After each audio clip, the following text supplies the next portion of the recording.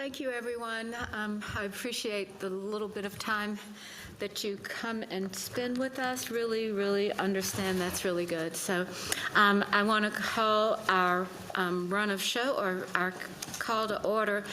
We'll start with our introductions with the city clerk.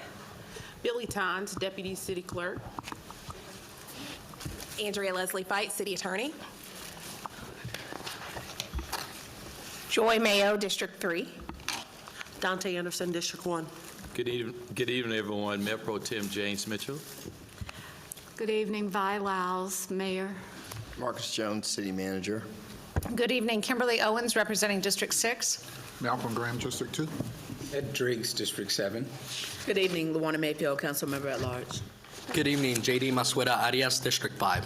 Good evening, I'm Renee Johnson, and I'm honored to represent District 4. All right, let's go to our consent agenda for this morning, geez.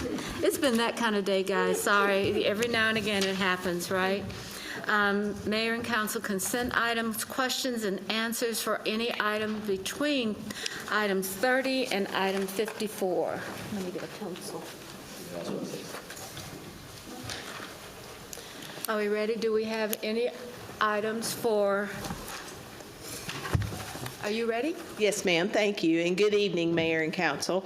I've got a chance to speak with many of you, and also please do note that item number 53 from your consent agenda item has been pulled from the agenda, as it's a condemnation that's been settled. So that's coming off your agenda. And any other questions, I'd be happy to have them now, please. All right, Ms. Mayfield. Thank you, Madam Mayor. I'm going to be asking Marie to review a couple of items for me. One of them is going to be item number 30, item 43, 45. All right, so those, if we go back to ask which to pull, those I would like for comment and or separate vote. all right. Do we start with 30, Ms. Mayfield? Yes, ma'am. Thank you. All right, thank you. The question that I had asked for Marie was the breakdown for number 30, Community Health Worker Services. I wanted a breakdown of the $657,259 for 5 employees, and basically why is the city paying for these employees through Atrium? So wanted to get a better understanding of that. Thank you, Madam Mayfield. And those, the money is not just, it's a current agreement we have, and it's adding one more worker, and it's not just for salaries, it's also for training and other services they do and to upfit the people to do the services. And this is part of the wraparound services we're targeting in the corridors of opportunity to help people. So for council consideration, as we move forward, we have a number of partners and we have a number of financial partners that also provide services. Again, when I'm thinking of what does a partnership look like for a community health worker, basically we're paying for these staff and all of their benefits and services. As one of our largest healthcare providers in the area, it seemed like this will be something that would have a greater financial commitment on their end versus our end when we think of the but-for of any other project or contract that comes before us. So I do have concerns as far as what is this real partnership looks like with Atrium Health. And what we're talking about in this is the partnership supports household stability, addresses social determinants of health, and promotes economic mobility through collaborative partnerships with Life Project, Our Bridge, West Boulevard Neighborhood Coalition, United Way of Central Carolinas, and Atrium. And then we go into the fact that these are Atrium Health workers. We have a number of partners out in the community that I want to make sure when the time comes, and if we need to look at additional financial support, that we have a very equitable conversation when one of our largest hospitals in the nation, we're looking at to cover the full cost for 5 additional staff at a cost of almost $700,000 of our tax dollars. So I do have a concern about this and how this potential partnership moves forward, but I did want to acknowledge that, but I will support my colleague's decision on it. And at this point, Mayor, we're just commenting on the items. We're not actually moving, because I'm not going to move the vote for it, but I want to make sure you're giving me the ability to ask all the questions at one time. Thank you, Madam Mayor. So thank you, Marie. That was my question for 30. Are you ready for? Yes, ma'am. Thank you for Next one. 43. Yes, ma'am. Yes, ma'am.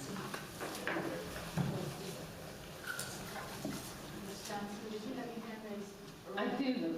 Were you going to ask questions? Yes.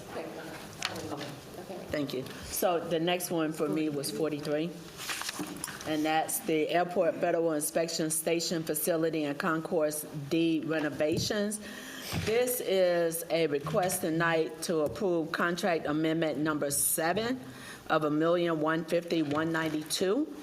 And the question that I asked is, if we have an idea, what's the total for this package as we're on amendment number 7, and trying to get an understanding of when we're submitting the potential bid request, are we identifying the full scope of the project, not just, okay, we know we need design phase, we know there are several phases that we need. Are we presenting the full scope of the project in order to identify potential bids that we know have the ability to do the full scope? Because amendment number 1 was $438,570.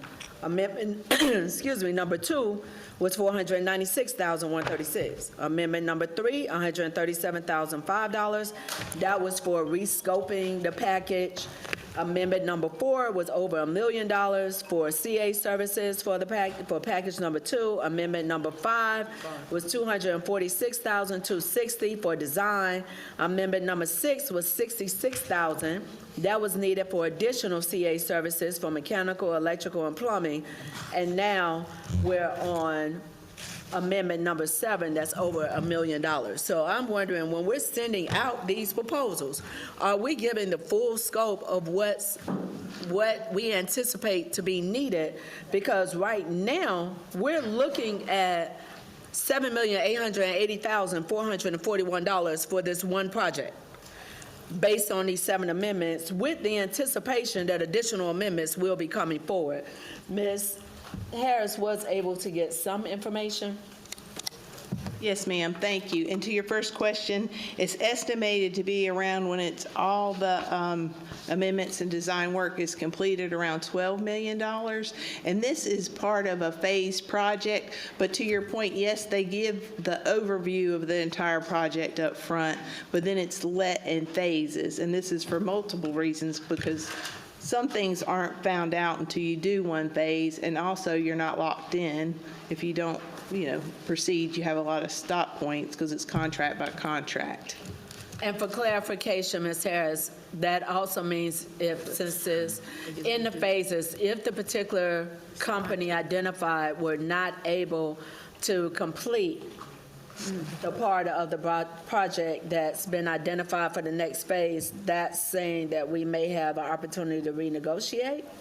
Correct. You're not locked in. It's phase by phase. So again, we're on amendment number 7 on this.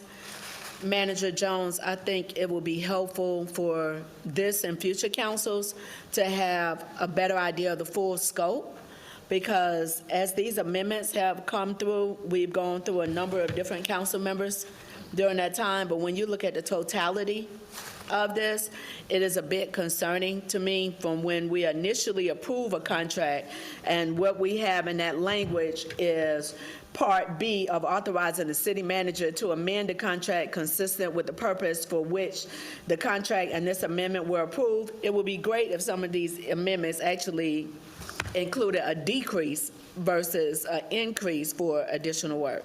I do have a concern with this one. I will not be voting in support of this amendment, but I do think we have an opportunity moving forward to have a lot more clarity on what is the totality, and/or if the other bids that were not chosen that may have come in a little higher actually encompass more of the scope? Right.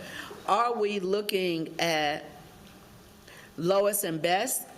Or which I have shared before and I've shared with our attorney, are we looking at most responsive and responsible? Because there is a difference in the language. And the last one, Ms. Harris? Yes, thank you. You said 45? Yes. 45, yes, ma'am. So this one, there's the investment of our custodial and trustee services I sent out, of which full council has all the question I sent. I wanted to get an idea of which other banks submitted the bids, not just say that this bank is the most responsible, but I also think we have an opportunity, if we're looking at banking partners, to see what type of partners are they in our community. Our local community, we have a number of needs. We have quite a few banks here. Some banks have shown up to help with addressing the needs in the community. Some, to be perfectly honest, have not.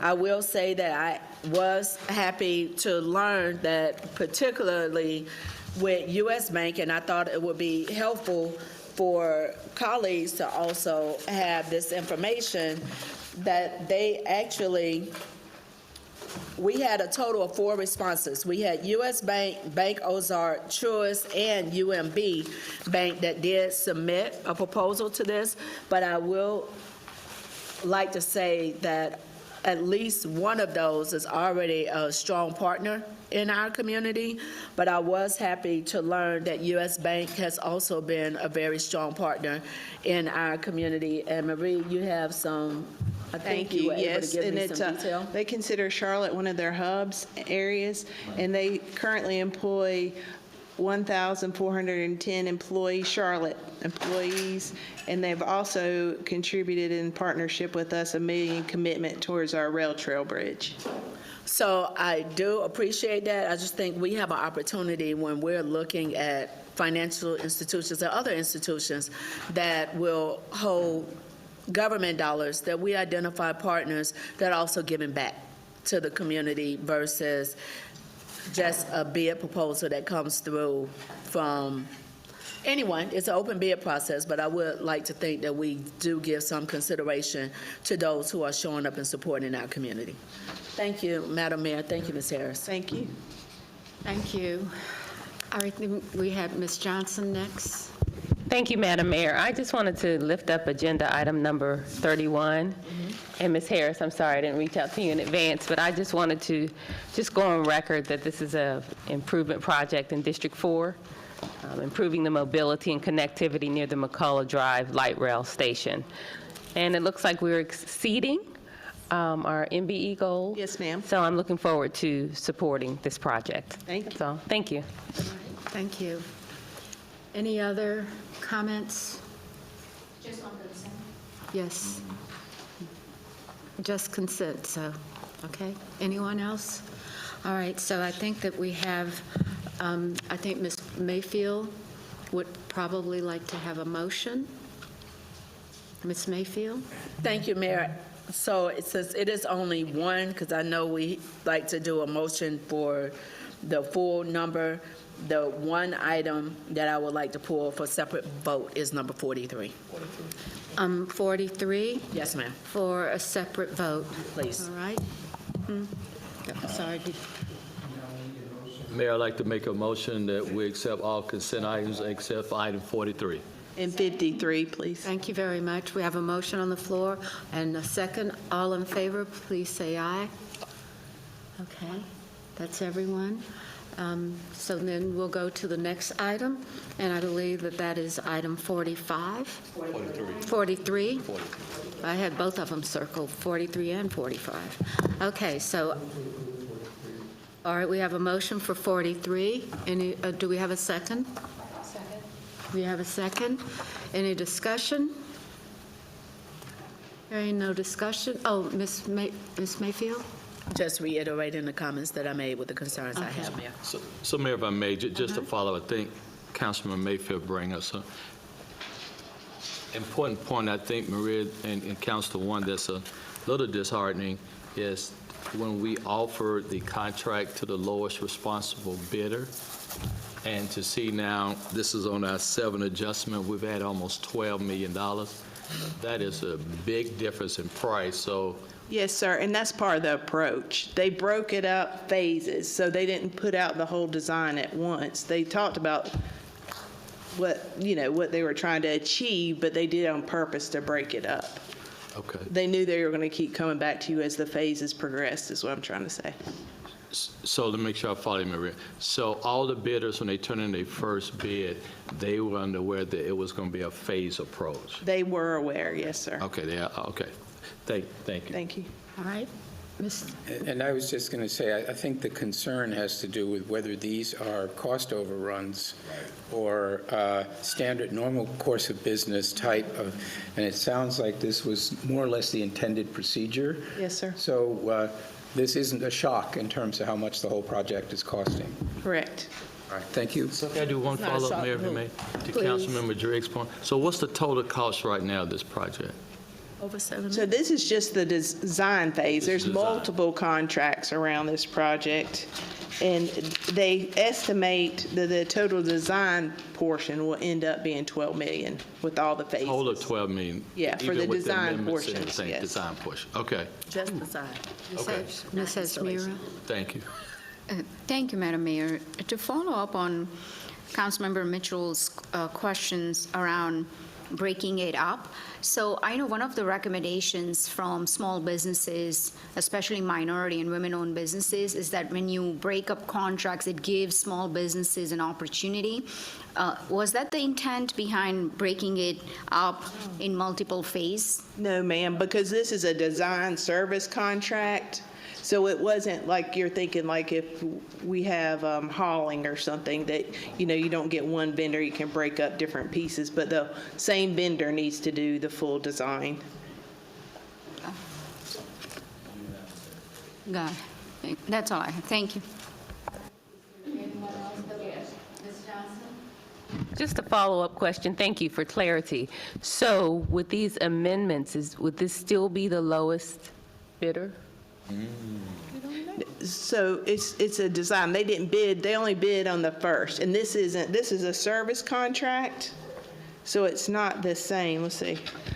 I guess, yeah, would the total still be lower than any other submission? Jack Christine would like to clarify. Okay.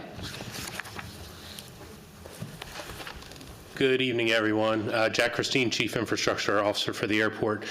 For a point of clarity, this is a design contract, so even the very beginning of this contract the selection was based solely on qualifications. The project has always been estimated or approached as a phased project because of where we're working on this particular project in an active area. So we always anticipated that this was going to have multiple contract amendments. We anticipate that the total project cost for the whole thing, construction included, is about $300 million. So this is $7 million of design fee as of today with this approval, and we anticipate that the total design for the whole project is about $12 million. So just to kind of clear up the difference between bid and these are not bids. These are all negotiated fees based on procurement requirements. Ms. Mayfield? Thank you, Madam Mayor. So, again, for clarification, our leadership at the airport submitted a proposal, and you had an idea of everything that you needed done. But what was originally presented to council was just part one of a phase, and that is what the bid went out for. What I am asking, Manager Jones, is that what could have happened was the totality of what was going to be expected in that bid, so that whatever proposals we received encompassed all of what we knew was going to happen. He just said he knew this was going to be done in phases.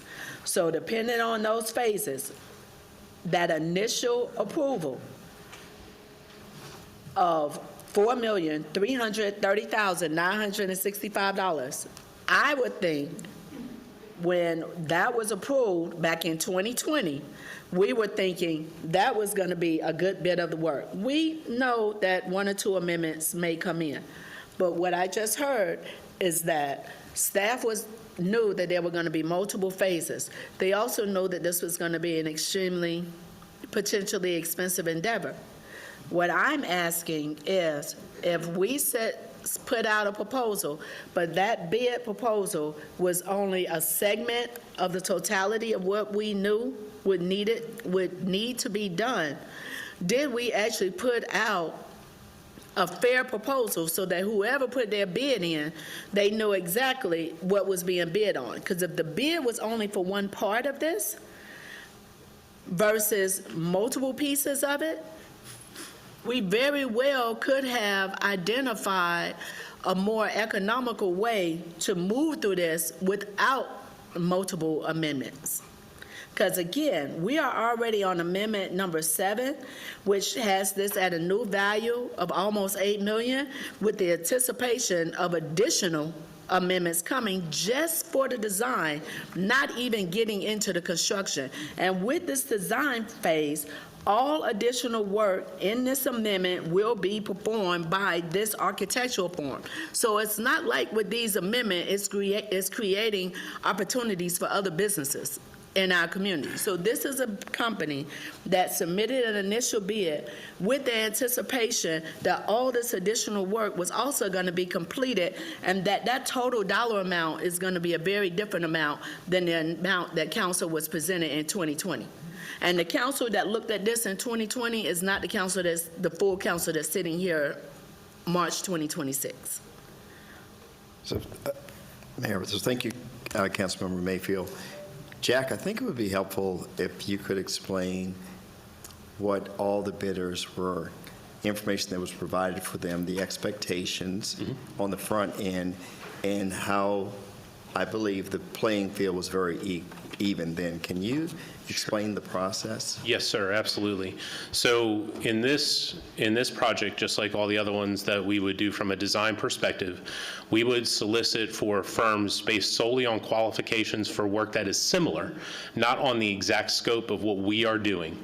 That scope and that fee is developed in coordination with the firm that's selected just purely on their qualifications. And so in this particular case, because of the differences that we were working through in the FIS area, that's our International Arrivals Hall. So we can't just do that project as a one and done because we have to keep it running every day. And so we've broken this project down based on selecting RS&H to do this work in its totality, in its design totality, with subcontractors that are helping them do certain aspects of the project in order to facilitate the incremental work that we're doing in that space. We do this with other projects as well. This one is large because of the space that we're renovating and the way that we have to coordinate not just with the airlines that are operating there, but also Customs and Border Protection. And they have their own rules and their own ways of wanting the space to be built out. So we have to coordinate all of that with them, and it isn't something that just gets done in one shot. It happens over a series of different phases in the project. Does that help clear it up?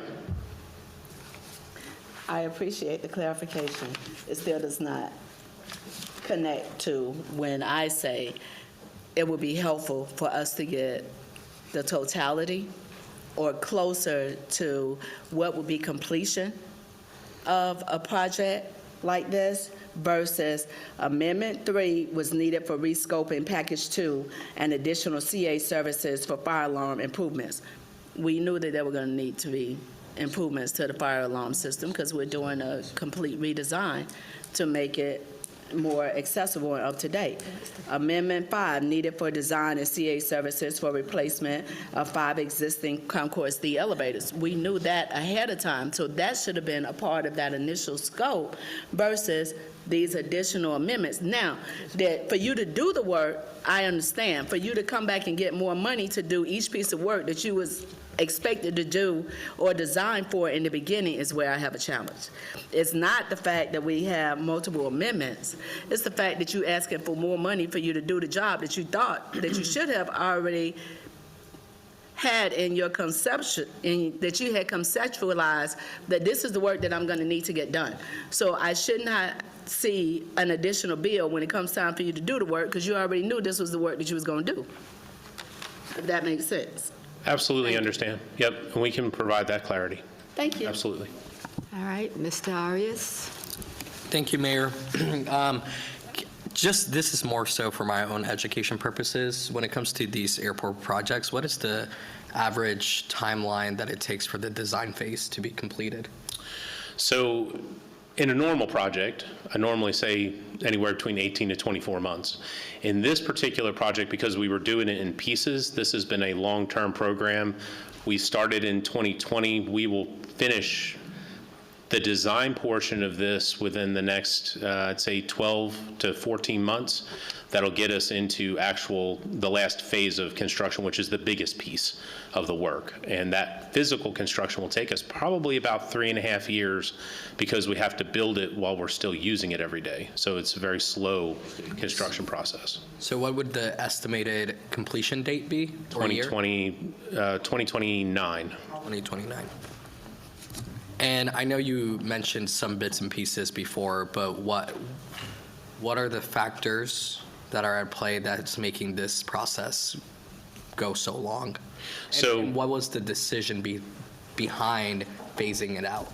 So we had to work very closely with Customs and Border Protection and the carriers that use that space, which is predominantly American Airlines because of their international operation, to phase the work. And so we've got elements of the project that are strictly mechanical, electrical, plumbing, vertical circulation, so replacing the elevators and escalators. We can only take those down one at a time because we have to have access from the boarding level or deplaning level down into FIS. And now this last piece that we're getting ready to do the engineering for will be for the physical space of relocating the primary inspection area, the secondary inspection area, and all of bag claim. Bag claim hasn't been touched in that part of the facility since we opened it up in 2002. Thank you. Yep. That's it, Mayor. Thank you. Any other questions? Yes, Ms. Hendricks. So, Mayor, we haven't voted on that. No, we have not. Are we just taking comments on all of them? We're taking, So just to clarify, we voted on all of them but except this one. all of Okay. one, so, are you, okay? There was a motion and a second. But have we voted? We're in discussion. Okay. In a discussion. For We just have a motion and a second. Right, we're in We're just discussion. 43. Right, which is Airport Federal Inspection Station, okay? I got you. Thank you. All right. Any other comments on 43? Hearing none. Are you ready to move forward? Let's vote. All right, so we have a motion on the floor for item 43. I believe Ms. Mayfield, did you? I made the motion. Oh, Mr. Driggs made the motion? Mr. Driggs, have No, made the motion? I'm ready All to in- vote, Mayor. All in favor of the motion, please raise your hand. Anyone opposed? Ms. Mayfield is in opposition, as well as Ms. Johnson.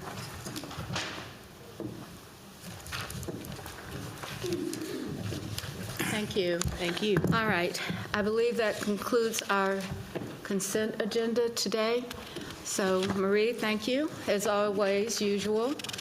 So now we're going to turn it over to our city manager to have introduce our action preview. Yes, so thank you, Mayor, members of council. As a little bit of a refresher, we used this meeting to preview items that have come out of committee that will be on a future business agenda. And so we have 4 items today to make sure the entire council has an opportunity to see what came out of the committees. We have the community area plans, the Bojangles Entertainment Complex, solid waste services ordinance revisions, and our NOAA funding recommendation. So, Mayor, in each instance, we'll have the committee chair introduce what came out of the committee, and if there needs to be further discussion, staff is available with any presentation that came out of the committee. All right, And so the first one would be the community area plans. all right. Community area plans, That Mr. would probably be me. So colleagues, you may recall that we voted in November to adopt or to vote on the remaining 7 community area plans. We adopted 7 of them, and we agreed that we would vote on the other 7 by March. So that deadline from that council action is approaching, and therefore we're going to hear a wrap-up tonight. We did receive a short presentation in committee on Thursday, but it was somewhat foreshortened by the fact that the other topic went on quite a long time. So, and I will just express my personal opinion. I hope we can get these done now. I don't think we'll ever reach a point where there are no issues remaining, and we will need to continue to work on those, and we will be able to continue to work on those. But the situation that we're in right now, where 7 of these plans are in effect, and those areas have the benefit of the protections provided by these plans, and the other 7 areas don't, it's a bad situation for the areas that don't have a plan, and it's also a bad situation to have that unequal treatment in the city. And you've seen in our zoning meetings, the actual staff presentation differs for the areas that have a plan and the ones that don't. So with that, I would like to hand over to Ms. Holmes, I guess. There you are. Hi, yes, I'm here. Hey.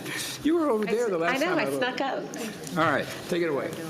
Good evening, Mayor and Council. Monica Holmes, Planning Director. I appreciate y'all's time tonight, and I'll walk through really where we've been and where we're going with the area plans. We've been very busy over the past several months. So this evening, you can see we're reaching the tail end of our presentations. We've spent a lot of time talking to you about what are in the community area plans, what they mean. You've seen, as Councilmember Driggs mentioned, you've seen some of them in action, and we're here tonight just to talk through what we've been up to over the past several months and what our proposed changes look like and what we've heard from the community. So as you all know, the community area plans are our 3rd level of planning. We have the umbrella document, the 2040 plan that was adopted in 2021. We have our strategic and action plans like the Strategic Energy Action Plan, the Strategic Mobility Plan, and then we have our 14 community area plans, which provide the next layer of specificity.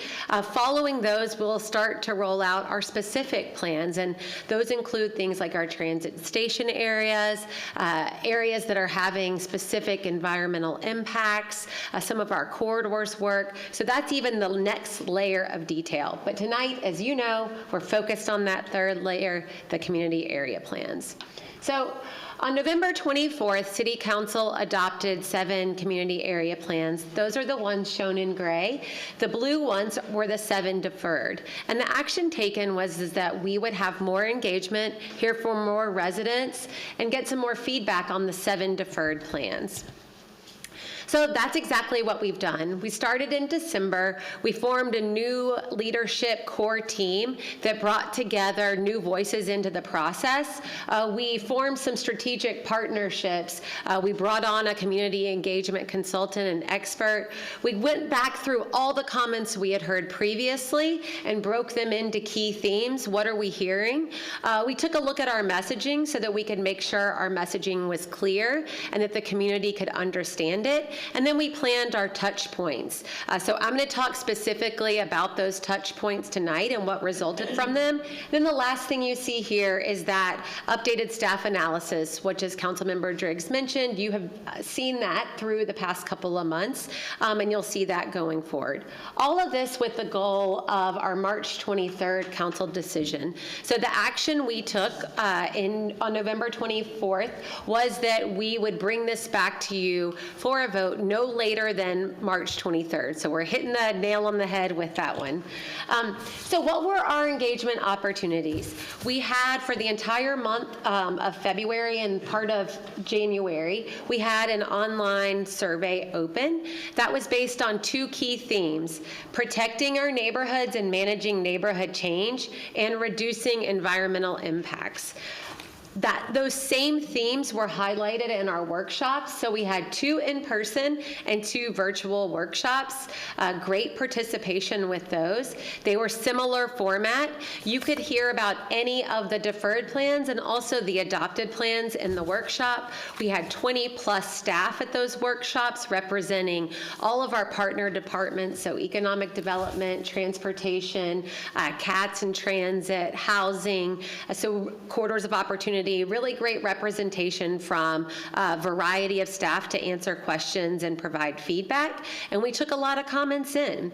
And then we've also been ongoing attending neighborhood meetings in person, virtual, in evenings, and I'll talk through a little bit about what those have looked like, and those really dive into specific issues. So I want to say thank you to all of you who helped us get people to these meetings, helped us get people to take the surveys. I really believe it's because of y'all's extra push that we've heard from many new voices in the process, and we've been able to get some really good feedback. So this here is just some of the different ways that we were able to reach people and get them to come to participate in our survey and in our meetings. So things like newsletters and phone calls, yard signs, council members pushing it out, press releases, email blasts. And then on the right are some of those neighborhood groups that we have specifically met with to take a deep dive into specific issues. So neighborhood groups, and also again, thank you, several town halls we've participated in and featured community area plans to be able to have all these additional conversations.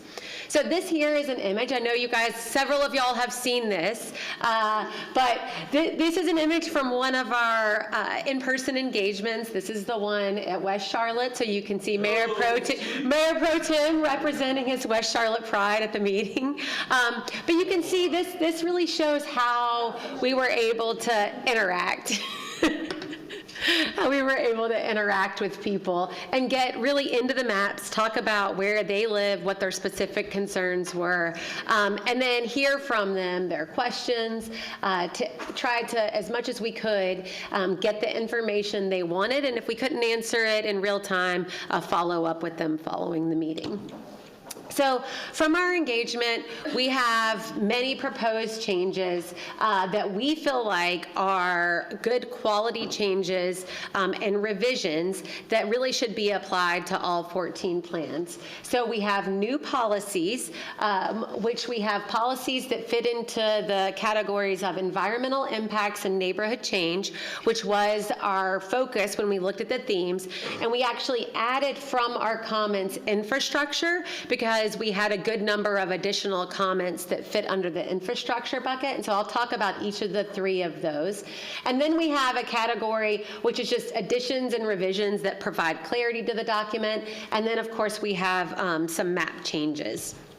So I first want to start by saying there were existing policies in the adopted area plans that speak to environmental impacts, neighborhood change, and infrastructure. So for the purposes of tonight, I'm just going to show you quickly some of the ones that were in the documents and will remain in the documents when they are adopted. So things like avoiding housing near manufacturing, buffering industry with mixed use, prioritizing areas for investment that have had historic impacts and environmental impacts, and then separating with a green buffer. These policies are in the adopted plans and are proposed to remain. We also plan to add, these are our proposed changes, to add a land use review along transit. So if the transit station areas change, our land use will reflect that, and we will do additional land use for any stations that shift. That we added a policy about protecting tree canopy in areas that have less tree canopy. We did the reverse. So Councilmember Mayfield asked us, so in the adopted, it's avoid housing near manufacturing, but we also added avoid manufacturing near housing. So we want that to go both ways. We want to analyze additional tools to mitigate the manufacturing impacts when we do have manufacturing. And then we want to have guidance for emerging land uses. So things that we don't know about today that may exist tomorrow, or things that have grown rapidly, we want to make sure we have guidance around those. So the example I use most frequently are things like data centers. We want to have guidance around where should they go, what is appropriate, and how should we treat those new land uses. So that's the environmental impact. Now I'm going to talk a little bit about neighborhood change. So these are in the adopted policies. It's 1, we respect our existing neighborhood character. 2, we grow where infrastructure can support it. And you'll see this in the infrastructure one too. And the way we talk about this is growing in line with our policy map and where we've already have the infrastructure in place. And then the last is that we rezone with the purpose. So we take care with rezoning. So these again are existing policies in the adopted area plans, and I'm getting ready to walk through the new policies that we are proposing to add. So in the new policies, when we focused on the neighborhood change, we even got more specific. So we heard loud and clear that people would like for us, again, we have the 2040 plan where we need to have density in the appropriate place, but we want to consider where we would not have triplexes allowed everywhere. They would be focused on transportation corridors, areas that can receive growth, where there is infrastructure. We also want to pursue lowering the maximum height, especially in areas of character where houses are typically 20 to 30 feet maximum, and right now we're seeing new houses be built much taller, so we want to pursue that. We also want to give neighborhoods the tool to opt in themselves to development limits within their neighborhood. So if an entire block wants to say, hey, we're good with one-story houses that are this big, then we have a tool that they can opt into that for themselves. And then last is that we create a quick path for residential infill that is in the same character as neighborhoods. So I know you've heard we've had lots of questions about how fast we're getting the ADU pattern book done. We're also working on a pattern book for housing that matches the character. It's how quickly can we create a faster path for things that fit into the neighborhood.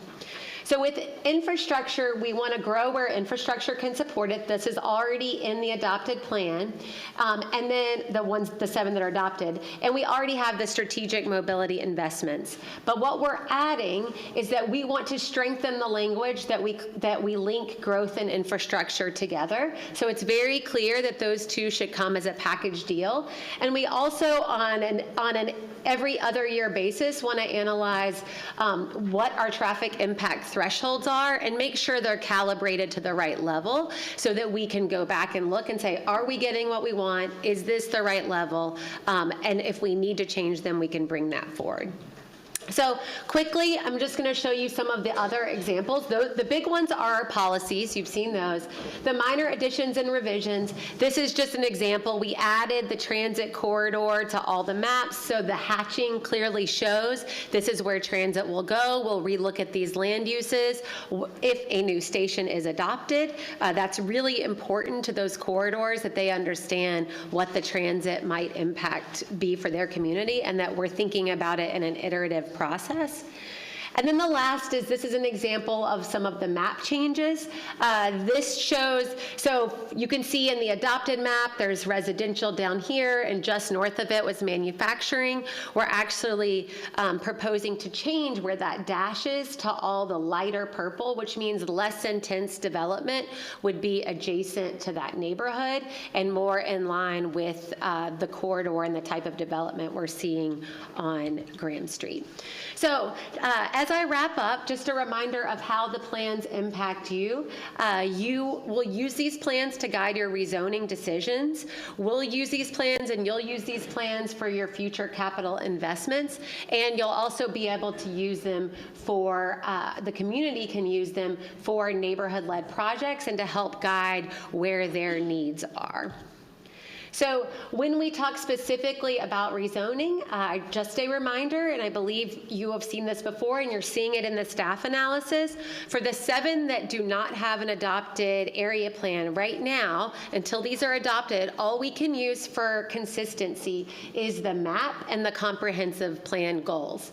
Once we have the other 7 adopted, we'll be able to use all the policies just listed, as well as all of the assessments as a gauge as to whether or not these are appropriate. So it adds many more tools in our toolbox as we vet rezonings coming forward. So this here just shows our timeline as we move forward. So again, we've been doing the engagement. The proposed changes are up on our website. We were at TPD last week, action review tonight, and council decision on the 23rd. And then once we complete these, this is just what's coming up and what's to come. So planning is iterative. As Councilmember Driggs mentioned, I just want to make sure everybody knows we are always planning. So we're moving straight into a 5-year assessment on our comprehensive plan, making sure that we are achieving the goals that we want to achieve, that we adopted. We're working on that transit-oriented communities policy with that level 2 that I mentioned at the retreat, and we'll dive straight into those specific plans covering these below. So with that, I'm happy to open it up for questions. And we will also yes. We've got a few people that want to come around, so I don't know, would it be okay to start with Ms. Johnson, and we'll just come on down with Councilmember Arias, as well as Ms. Mayfield and Mr. What's your name, Ed? Cool Driggs. You got a new name out there. Oh, okay. Cool Driggs. Okay, thank you.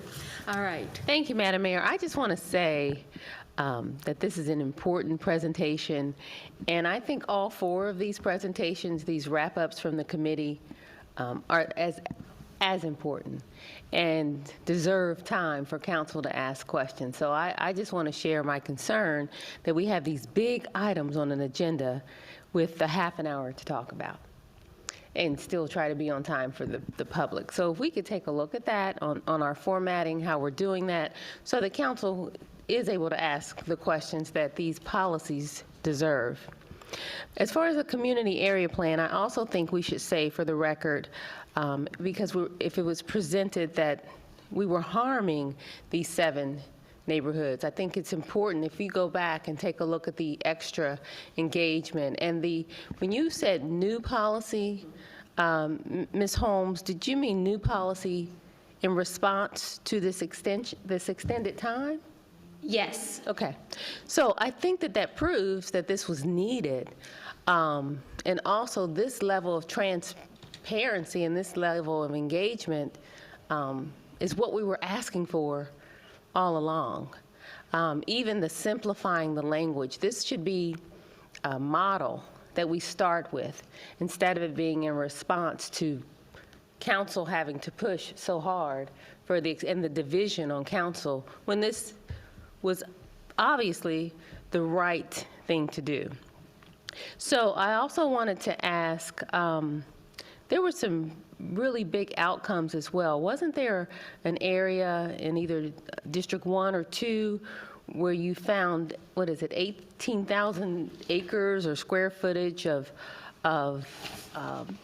change? Can you give us some detail about that, Ms. Holmes? Yes, that's one of the examples. We are going to hand out a packet that has all of those listed. It's 180 acres, I believe, is what you're mentioning in the North Inner geography, and it is comprised of. We basically just took another look specifically and worked with the community to identify some additional opportunities, making sure that we looked at who owns the property, what the property is currently used for, what the community needs are. So we tried to be very thoughtful about map changes, and so that's how we got to that result, is that additional.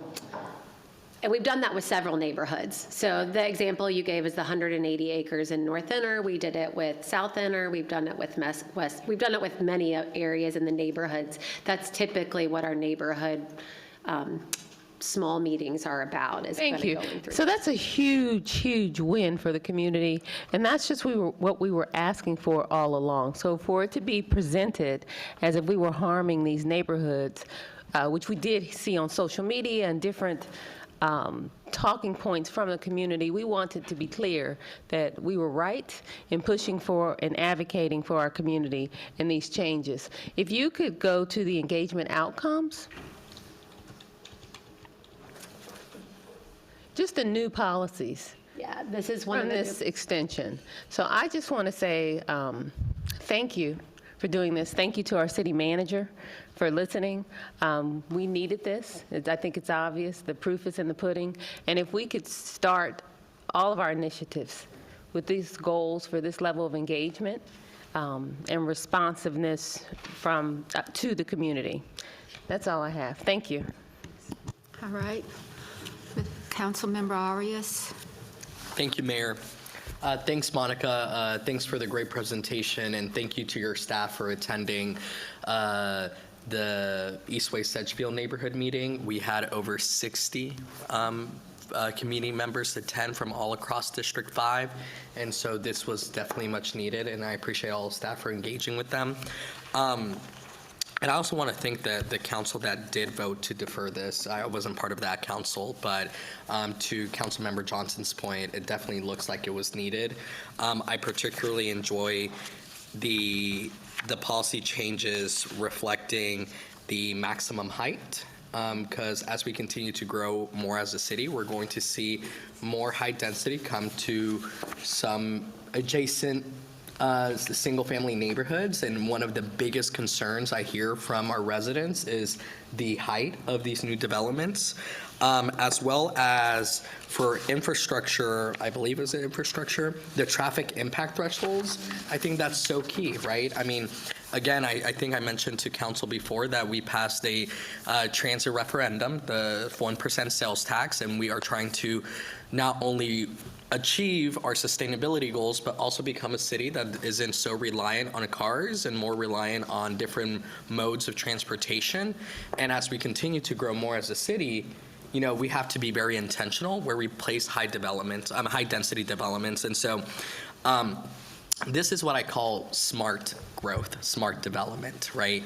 When we take our time to really take a pause, reflect, and see where we can improve our policy to improve the quality of life, not only for the 150 plus folks that are moving to this region a day, but for the people that have been calling Charlotte home. So I appreciate the intentionality. And I do look forward to seeing the updated maps. I did speak to City Manager Ellison Gregg earlier today about how I want to make sure that the maps, we also not only see changes in policies, but we also see significant changes in the maps, right? Because I think what I saw in the previous iterations, the previous deferment of that is that there weren't much changes in those maps. That's why the council deferred them again. So hopefully we see a little bit more substantial changes in the maps themselves attached with these changes we've seen in policy. Those are all my comments. Thank you. All right. And thank you for all your hard work. Miss Mayfield, if you'll allow me, I believe that we had a troop of Boy Scouts over here. It is Troop 9 from St. Patrick's, and I think it went that they're... downstairs. Yeah. They just walked back in. Right. So they just walked out? Yes, ma'am. I think Yes, Mr. ma'am. Mitchell went to make sure. Yeah, I think. Yes, I got it. Okay, here we are. So I just want to say that thank you for coming back into the room. I know that you guys have time to do homework and all that other stuff, right? So, but we wanted to recognize you. And if you're, who's the leader? Who's the person? For Troop 9. Okay, here we go. Why don't you introduce the young men for us? Yeah, these are some Boy Scouts from Troop 9 at St. Pat's, right here in Charlotte, in Dilworth. So they're here working on a couple of citizenship badges. So thank you for having us. Welcome, guys.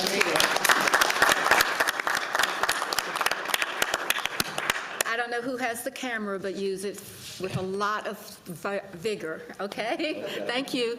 You guys have a good evening. Thank you. Thank you. Thank you for joining us.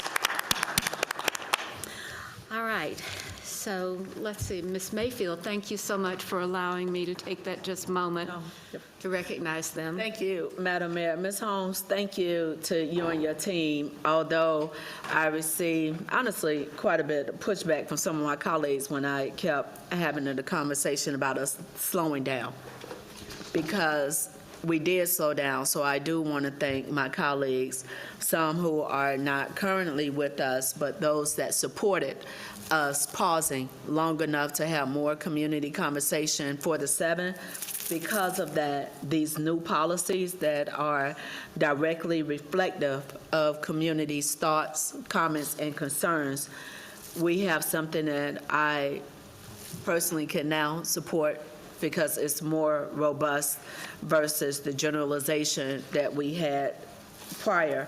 I am very happy that we identify in that conversation not only the lower maximum height, because we see the impact that that's having on neighborhoods and our traffic impact threshold, but also clarifying what can be built where.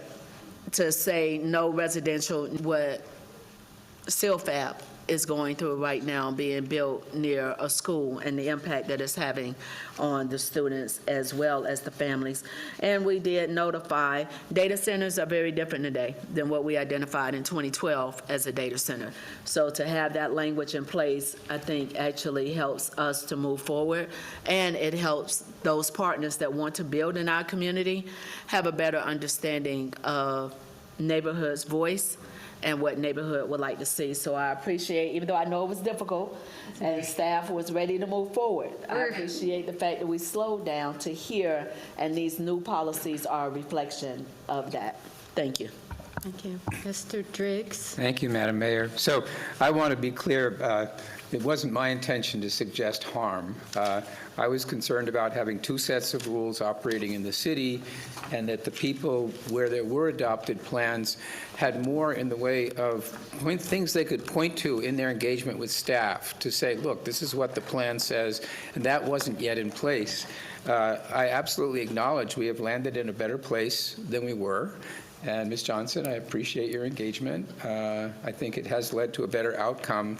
And I look forward to getting these plans adopted and operational, and then continuing as we gain experience with them and discover things that maybe hadn't been talked about yet, that we will make text amendments, or it's a living document that we'll continue to work on it.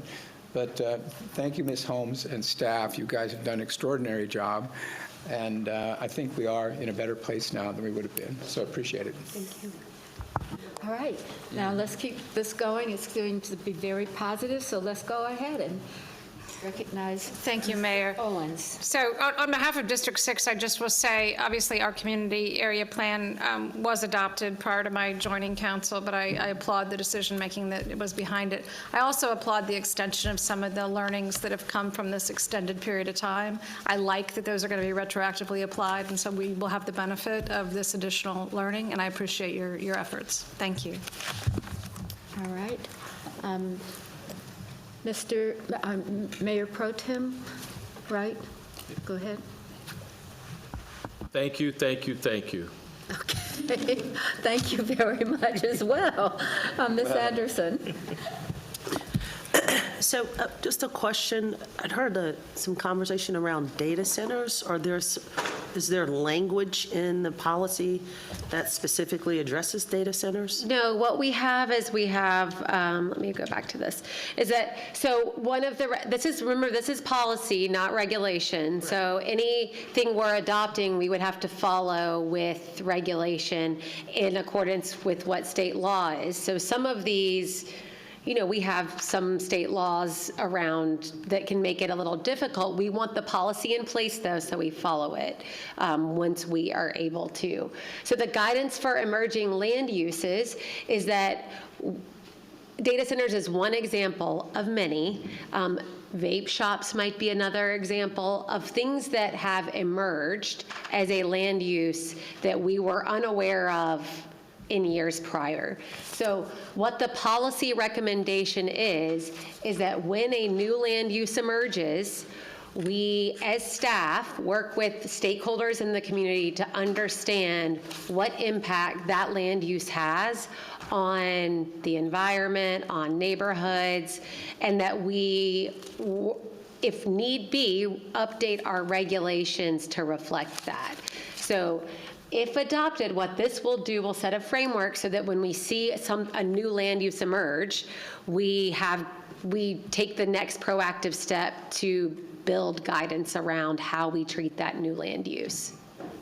So right now, I use data centers as an example because it's something people are very aware of, and it's an emerging land use.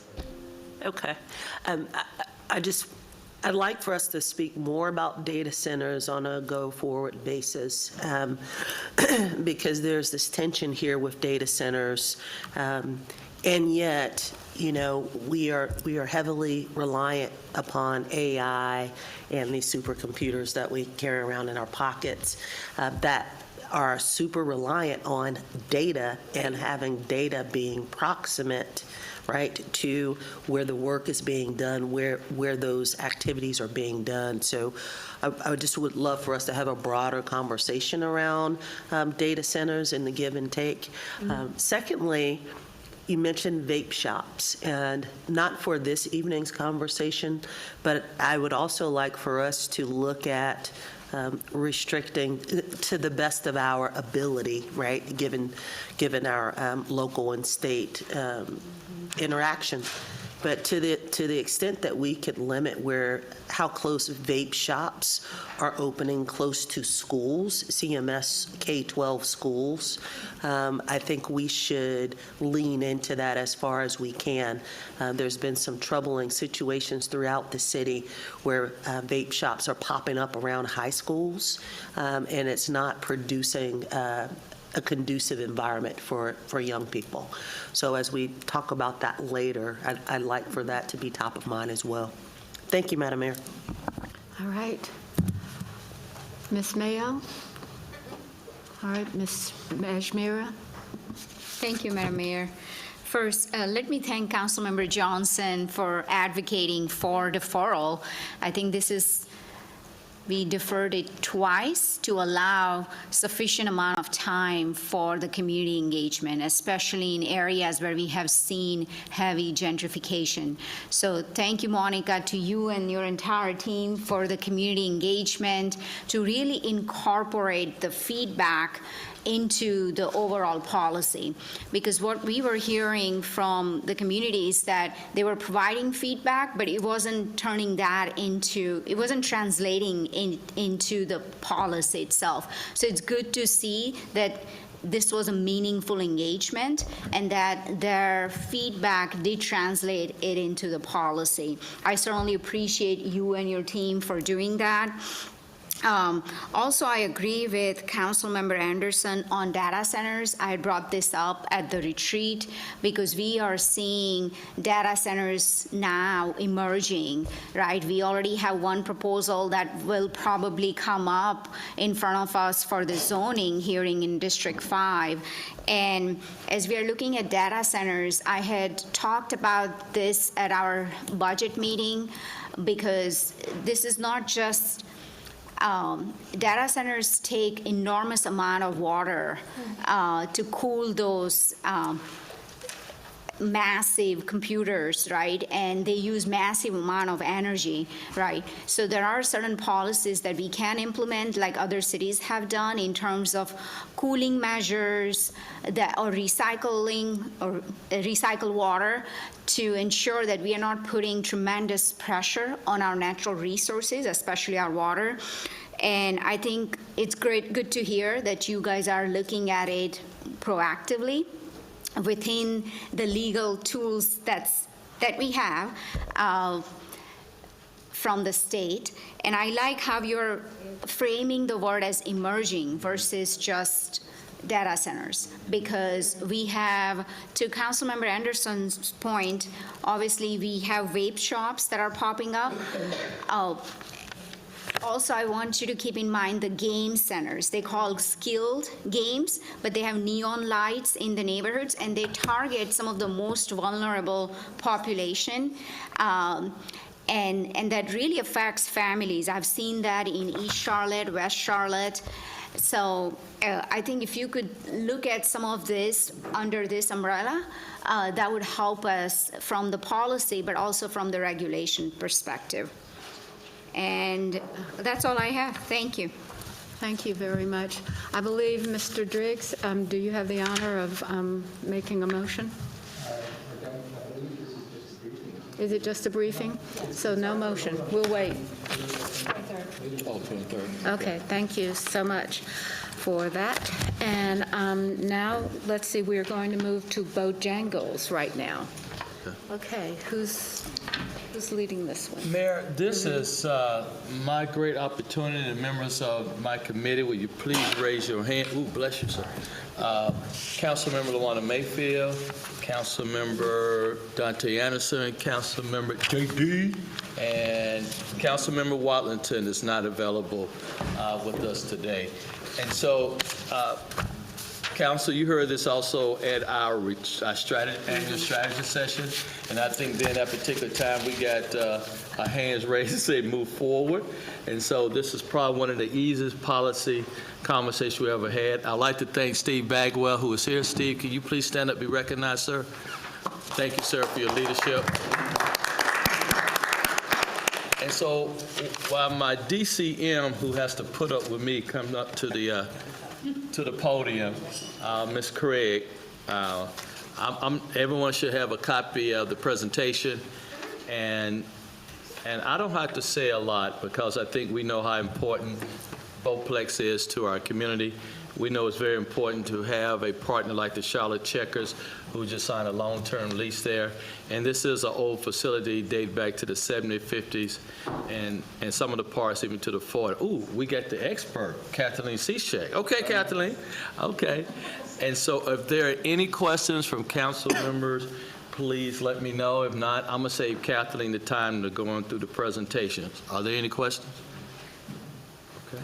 All right, Ms. Anderson has a question. Thank you, Madam Mayor. No real questions here. I think we had a robust conversation about this initiative, and I think we all agreed that it is much needed in a facility that's 70 years old and brings so much tourism to the city of Charlotte.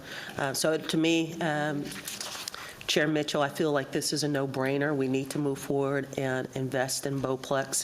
What I will say, just in closing, is we had a presentation of a lot of different opportunities at the retreat from an economic development perspective. This withstanding, I think this one is definitely a go. But we had a list of projects that we were speaking about, and we have a finite amount of dollars. And so we need to have a robust conversation about, on a go-forward basis, what's really important and how we prioritize investing our money into some of the other economic development projects. So with that, I would say no-brainer, totally support this, and it makes sense given how important the Bowplex and Bojangles Coliseum is to our community. Thank you, Madam Mayor. All right, thank you. Mayor, that will let council know we'll be voting on this March 23rd, and even though it's our zoning meeting, this is very time sensitive, and so we're going to add that, I think, city manager to the agenda for March 23rd, correct? Yes. Okay, thank you. Kathleen, you're good. Thank you. Thank you, guys. I really want to reward our council member Anderson for saying there's going to be things that we're going to have to really work through and do it well so that everyone can be ability to have what we think as our city, to be able to have all of that. So I want to say thank you for bringing that up. I know that it's sooner or later the budget will start to be formed, but we've got a lot of work to do, and it's going to take a lot of time and effort. So thank you. Start thinking about that now. Okay, so let's see. That takes us to solid waste services. Where is my best solid waste service guy? There it is. There he is, right? Rodney, what high school did you attend? Oh, please. You know. Okay, I'm just All right, making okay. sure. Okay. I'm sorry, JD. All I right, get here we excited. go. Are you ready, Miss? I can say your name. Jesus. I'm sorry, Miss Mayfield. I was just waiting. I got He to was just separate over here these two. I just got to like- separate. He was just over here like- I'm watching everyone try to tell you. I was Here we just go. Thank you all. I do want to acknowledge our committee. I'm lucky enough where I have all of our newly elected as well as Councilmember Johnson. So I have Councilmember Mayo Owens as well as Councilmember JD, because I'm not going to jack up your name tonight. Our team is ready to present. They can pull it up, but I do want to just remind everyone, we did receive an update on our solid waste services ordinance modernization. This one's really just a language update. So the Housing Committee actually back on February 5th, and whoever's in charge of the slides can pull up our solid waste ordinance info. But back on the 5th, our meeting did include a presentation. I believe council has already seen a lot of this and trying to be respectful of time. But this ordinance does not result in any service level changes, nor enhancements or reductions. This is really to conform to Solid Waste Services' longstanding service delivery approach and to clarify our service eligibility for duplexes, triplexes, quadplexes, as well as townhomes. And the proposed amendments are added reference to the residential developments, which are subject to UDO approval. We revised the terminology such as large waste container eligible development and small waste container eligible development. We've clarified the disposal requirements for items such as sharp objects and pet waste, as well as we have deemed accessory dwelling units as eligible for collective services. So prior to us adding our ADUs, making sure that they will have service pickup and updated ordinance sections for reference. This item is actually planned to come to council on our April 13th meeting. We're just getting this out ahead of time. And we do have Director Jameson here. If you have any questions, since the slide never seemed to make its way up, but that was pretty much the gist of it. If anyone has any specific questions for Director Jameson. Mr. Jameson, it's open for comments or questions. We'll start with our Ms. Majmira and then Ms. Anderson. Thank you, Madam Mayor. Thank you, committee, for the work that you did, and thank you for the presentation. I always appreciate how you all send us the materials, pre-read homework for the weekend. That helps us be more effective with our meetings. A couple of questions in terms of the proposal.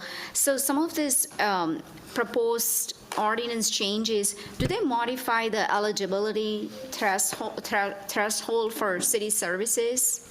City waste services, I mean.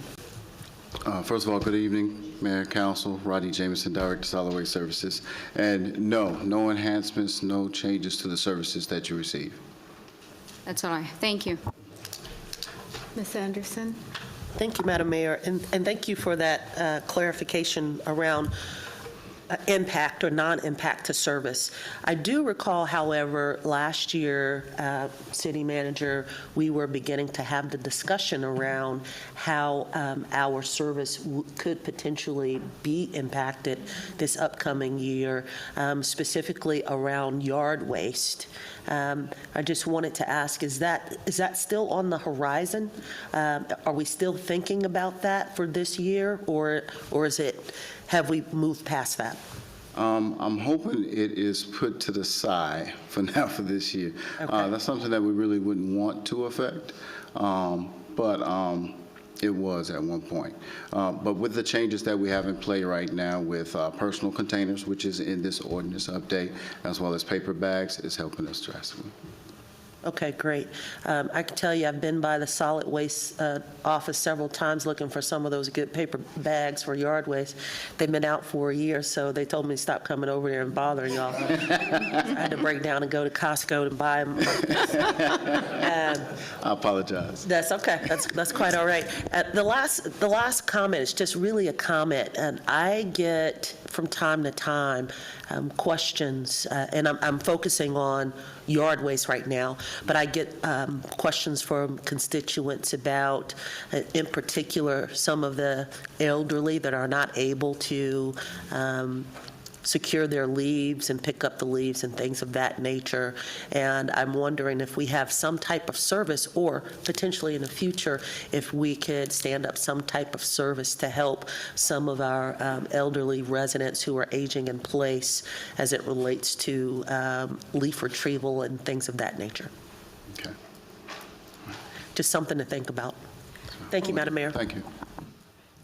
I think I have a solution for you. My cousin has a young man, and he gets $1.50 for every trash can he puts out on the curb. So, hey, I started to do it myself, But Rodney, I want to say something. A couple of weeks ago, I ran into our former mayor, and he was he said that I don't know, many people probably don't know the story, but it was a big deal to roll out containers, right? Everybody was like, oh no, it won't work, it won't ever work. And Richard said to me that he still has the trash can that you had painted number 1 on the side of, and he still has that trash can, and it was just like it took me back. But I just wanted you to know that if you ever want to know where your trash can is with number 1 on it, go to Richard Vinroot's house. Thank you. Yes, please. So, Mayor, members of council, and Rodney, you're exceptional, committed to exceptional service every day. I do want to take this time to say that maybe out of all the services that we provide in the city, solid waste services is exceptional. It is over the top, and we do not recover all of the fees related to that, unlike water, wastewater, stormwater. So as we go forward, and we have interesting budget discussions, one thing that we need to remember is that the interlocal agreement between the city and the county expires in 2028. And Sean Heath he just loves working on big projects, so this is one that he's working on. But with that said, I think the recovery is, 30%? 30%. There's a lot of things that we can think about in terms, I wish Dr. Watlington were here, because, some cities look at their waste stream as a revenue stream, okay? So let's just, as we start to think about this, how can we take something that has taken away some of our capacity around the property tax and maybe get it on the other side of the ledger, and we can do something different with renegotiating the interlocal agreement. All right, any further comments or questions? All right, Ms. Ashmira. Yes, I just want to thank you, Rodney, for the great work that you do and for your leadership. What is the status on that facility that we were looking into to increase the safety for our employees? How is that project coming along? It's still under review, but we are working with the county right now to see if we can finalize some things. So is there a site that's been acquired yet? No. Okay. It's not. No. So it's still in discussion. Thank you. All right. Any further questions, comments? All right, thank you very much. All right, thank you. We really appreciate you. Thank you. Okay. And Mayor, my last piece from committee, again, thanking this Housing and Neighborhood Services Committee. We've had quite a few really good conversations and opportunities. I'm hoping this slide is available, but want to make sure, because I want to introduce a presentation on the proposed investment in preserving naturally occurring affordable housing in District 3. We were able to receive this presentation, which is actually, it's a bit unique. Historically, I'm not a fan of us setting new precedent, yet I recognize this is not setting a new precedent, yet this discussion is focusing on the opportunity to preserve housing affordability in Lower South End, right along the Blue Line corridor through our NOAA acquisition strategy. This is actually, it's unique because the complex is only 2 years old. It's a new complex, but a nonprofit has been able to acquire it, and they maintain the property. So as we know, preserving existing affordable housing is one of our most effective tools that the city has to protect residents from displacement and maintain diverse housing options as neighborhoods grow and change. And my superhero, Warren Wooten, is getting ready to make his way up if y'all have questions.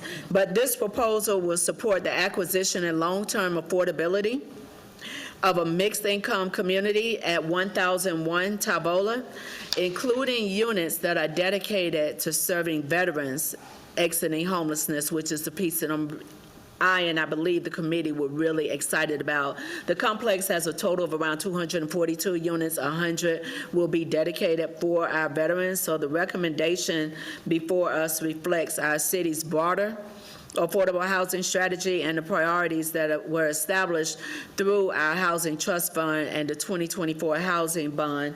With that, I will turn it over to my superstar, Mr. Warren Wooten, to walk us through the opportunity as well as the proposal investment, and to show you how this project actually aligns with our goals for housing stability and neighborhood opportunity. Mr. Wooten. Thank you, Ms. Mayfield. It's good to see you, Council. Look forward to talking you through this project this evening. This is a NOAA funding recommendation that came in under your revolving NOAA RFP. Staff has reviewed it and recommends the $3.5 million in funding, and so we're going to talk you through this project and the recommendation. So just as a reminder for the community, this is an activity that you have been participating in for a number of years now. NOAA acquisition is one of your broad range of strategies that you use to both build and preserve affordable housing in your community. This last bond round, you lifted it up as one of your priorities, setting aside $14 million of your $100 million bond for housing preservation to include NOAA acquisition and rehabilitation activities. The RFP is a rolling RFP. The reason why this is rolling is that it allows your development partners to respond to unique opportunities when they come to market. So we receive these and review them on a revolving basis. We received this one in January, reviewed it, and are now bringing it to you for action review. And again, here's your $1 million bond allocation.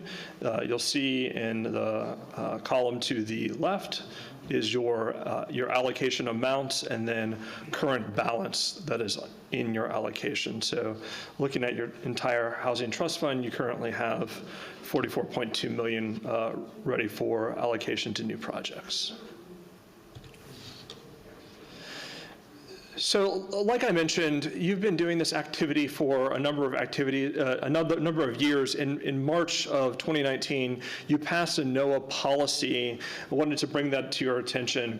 You're typically looking for projects that are 15 years of age or older and consist in of 50 units or more. So these are larger NOAA acquisitions, typically typically older properties, looking at preserving or lowering rents, and also looking at areas that are of a high risk of losing these to conversion to a higher property. So this allows you to take down these properties and preserve the affordability. We typically look for properties that only need light to moderate rehabilitation and then require at least 15 years or more of affordability for these projects. What's up here in front of you is a map of your NOAA investments. You'll see in blue, that is all of the NOAA investments that you have made since the beginning of this activity. The items that are in the pink circles, those are acquisitions that you've made in your 2024 bond, and then the green dot is this current proposed development.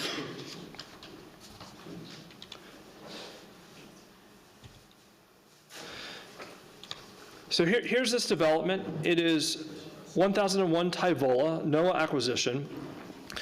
Well, this is your action review. This is going to come before you in an April council meeting for your consideration.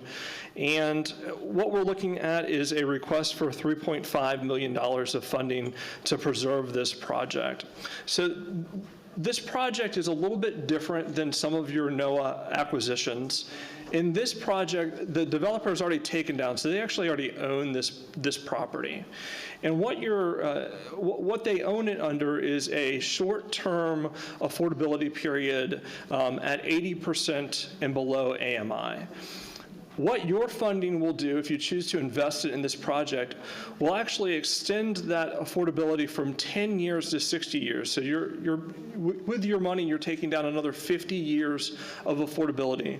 And then you'll also notice down at the AMI chart, you're also moving some of the affordability down the affordability level. So instead of all of the units being affordable at 80, you're purchasing some additional affordable units, both at the 80% level and at the 30% level, also at the 70% level. So that's the new affordability you'll get with a longer affordability period. So a little bit different than some of the NOAAs that you've seen, also with a new partner, Community Solutions International. So Community Solutions International, some of you might recognize the name of this organization because they're one of the leading national organizations that's working on ending and preventing homelessness. So they are working across the country with an aim to achieve functional zero in all of their communities, making homelessness rare, brief, and non-reoccurring. They are partnered with a real estate firm called BDP Impact. They are a national social impact real estate firm that partners to provide impact investments to bring these properties under control of this type of organization, nonprofit organizations that have these mission-oriented investments to preserve affordability. And so what's really special about this project is that they are focused here in Charlotte on veterans homelessness. So this is a true mixed income development where you will have some market rate units in this development right on your blue line, right in District 3. But also in that development, you will have veterans that are returning into stability and other folks that are using this as a location to achieve stability. So in our committee meeting, when we talked about this project, one of the things that we talked about was creating these true mixed income communities where you have folks who are just your working members of our community, and then also these populations that are using this housing to return to stability. And I think one of the things that one of our council members talked about, which is true about this development, is the no poor floor, no poor door philosophy, meaning that throughout this development will be a mix of individuals living here. Some of them will be under special subsidy programs, and some of them will just be market rate renters, and you won't be able to tell by the unit that they're living in which they are.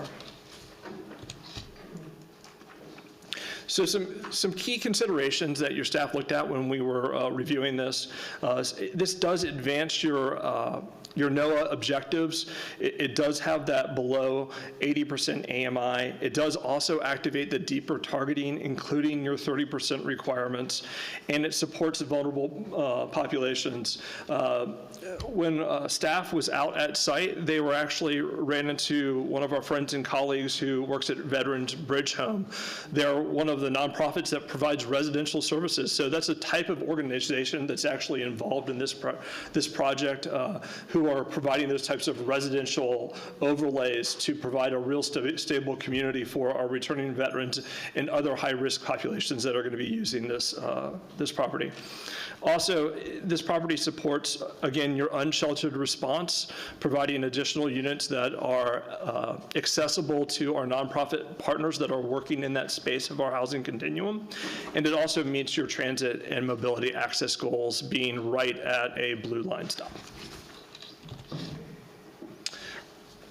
So in addition to staff's request or recommendation for the $3.5 million, there is also a required exception to your NOAA policy.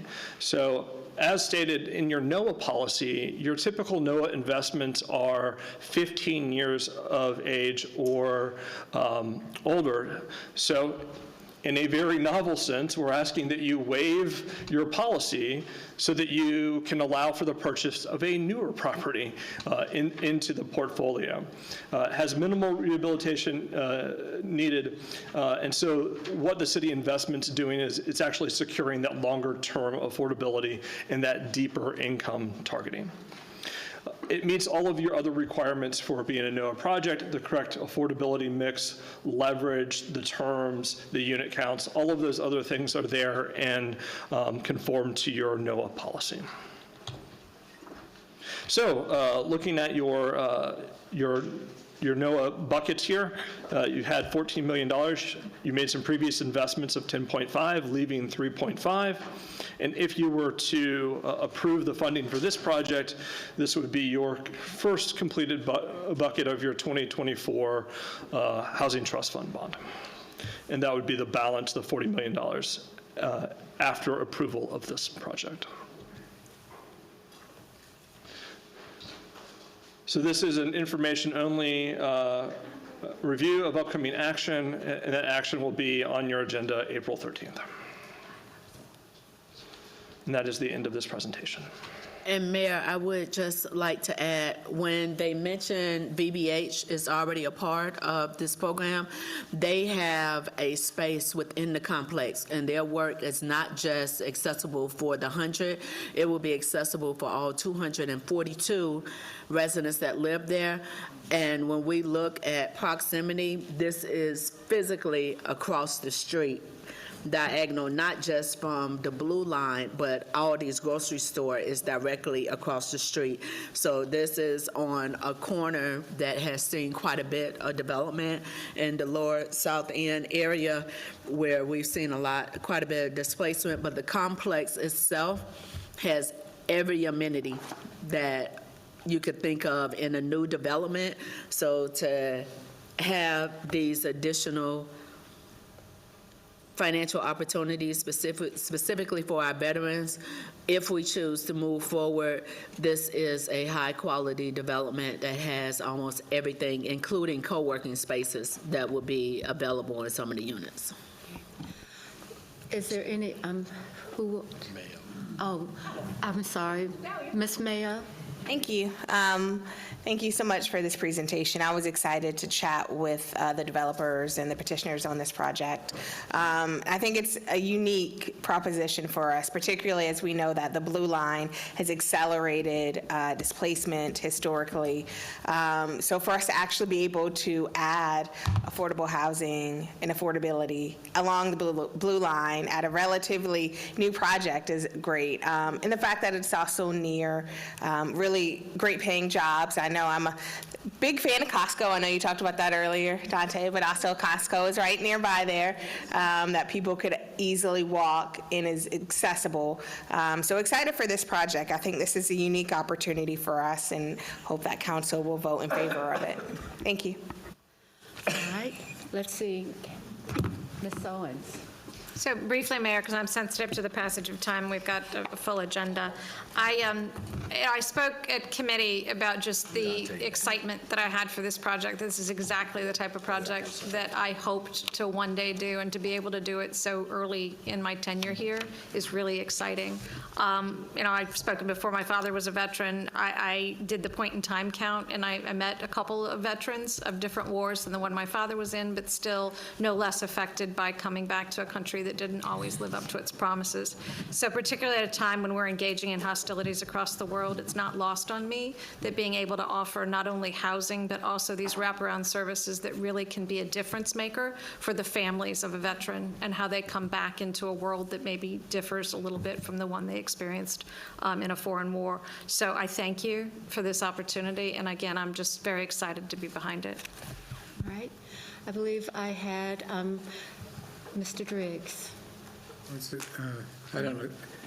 Mr. Driggs. Shall I go? We were just going around this way. All right, I just want to say, I think this is wonderfully responsive to a bunch of things. It actually preserves, so we're avoiding the destruction and preserving something. From an economic standpoint, at $35,000 a door, given that there's no LIHTC, it's actually a very reasonable price. And the only question I had, which we can get into some other time, but I just want to say, if I look at the affordability distribution, and I'm asking myself, were there different mixes possible? Or if we had had more money, could we have achieved more in the 60 to sort of percent range, since it strikes me that that's where we have the biggest problem? So were we constrained by the remaining balance in our trust fund, or was this the model that they proposed to us? So want to give credit where credit's due. Your Housing Trust Fund manager, Mr. Engelhardt, did a lot of work with this developer to achieve this mix. I think that that's a great homework assignment, was what could have we done if there was a larger amount of money to work with? But I will tell you that there was a lot of negotiation that was done behind the scenes before this mix was arrived at in this length of time. But we can take that as a homework assignment to look at what else might be possible doing this kind of model going into the future. I just wondered, assuming we could find more money, Mr. Manager, what more could we buy in terms of affordability in the context of this structure? Because I think it's a great structure, but it feels to me like there might be an opportunity on reasonable terms to achieve more affordability.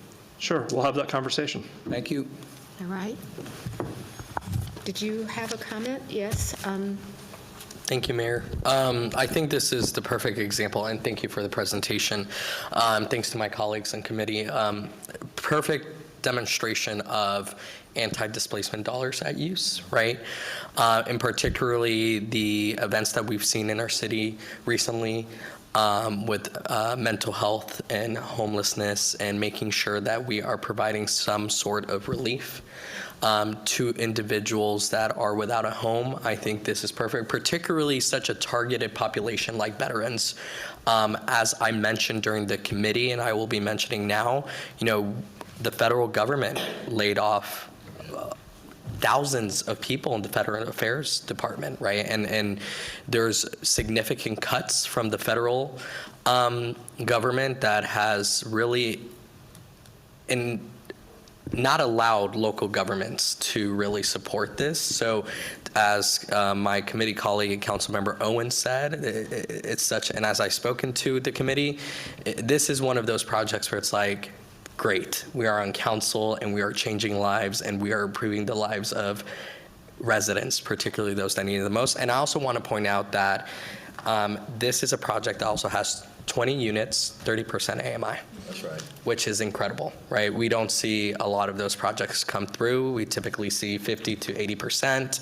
And so that we're really targeting our lowest earners in our society that really need help, that need a lift in our society. It's really impactful and aspiring and humbling that we get to do this work each and every single day.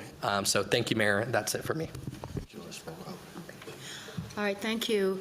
Our next council member, Anderson. Thank you, Madam Mayor. Warren, this is a very unique approach to ANOA. I literally remember driving past these units when they were being built just a couple years ago. So it's a very interesting, unique approach to the usage of naturally occurring affordable housing. I think that the premise of what we're trying to do here is wonderful, but it's just an incredibly unique approach, and I'm sort of taking a beat here to think about the application of this, right? Also, given the type of population that you've described, that would be veterans, trying to get settled, et cetera, it is great to see that there are 20 units that are at 30% AMI, but I agree with Mr. Driggs. It would have been nice to see some of the those 80 units come down the AMI percentage to make it more affordable for our veterans that might not be able to attain a 80% AMI. You mentioned that a member of your team did a lot of work on massaging these numbers. Can you just say a little bit more about that split of like 20, 40, 40? Sure. So again, we did a lot of work, both asking for additional years of affordability and also moving some of these numbers down. So not just accepting the longer affordability term, but also asking for some deeper subsidy. But I certainly take your question along with Mr. Driggs' question to go back and ask the question was, if there was additional dollars available, would that change this pro forma? What I can say, Councilmember Anderson, is that all of these projects do work in harmony with other forms of subsidy out in the community. So just looking at this affordability mix isn't indicative of the affordability that will actually be provided by the building. Half of the battle that our providers go through is just getting access to units that they can apply vouchers to. You probably would believe that the calls that we get of people who have VASH vouchers, which is the VA-style voucher, housing choice vouchers, and other types of vouchers, who just say, hey, we can't even find a unit for these to go into. So part of the work that you're doing here is creating the affordability and preserving it, but you're also creating access for our nonprofit partners to have a place that when they do have a household that has a voucher, they just need a unit. This provides those units to the community. So you're doing both here at the same time, but I have heard both you and Mr. Driggs is we need to call and have another conversation and just see if there's any additional affordability that's available inside of the deal. Absolutely, absolutely. Just given the population and what we're trying to do, I'd like to see the affordability go down. Sure. So that we have a higher percentage closer to the midpoint of the AMI. Thank you, Madam Mayor. All right. Ms. Ashmira? Thank you, Madam Mayor. I agree with some of the comments that's been made by my colleagues. I see this proposal as sort of aligns with the housing first model because you're providing the dignity and respect to one of the most vulnerable population so that they can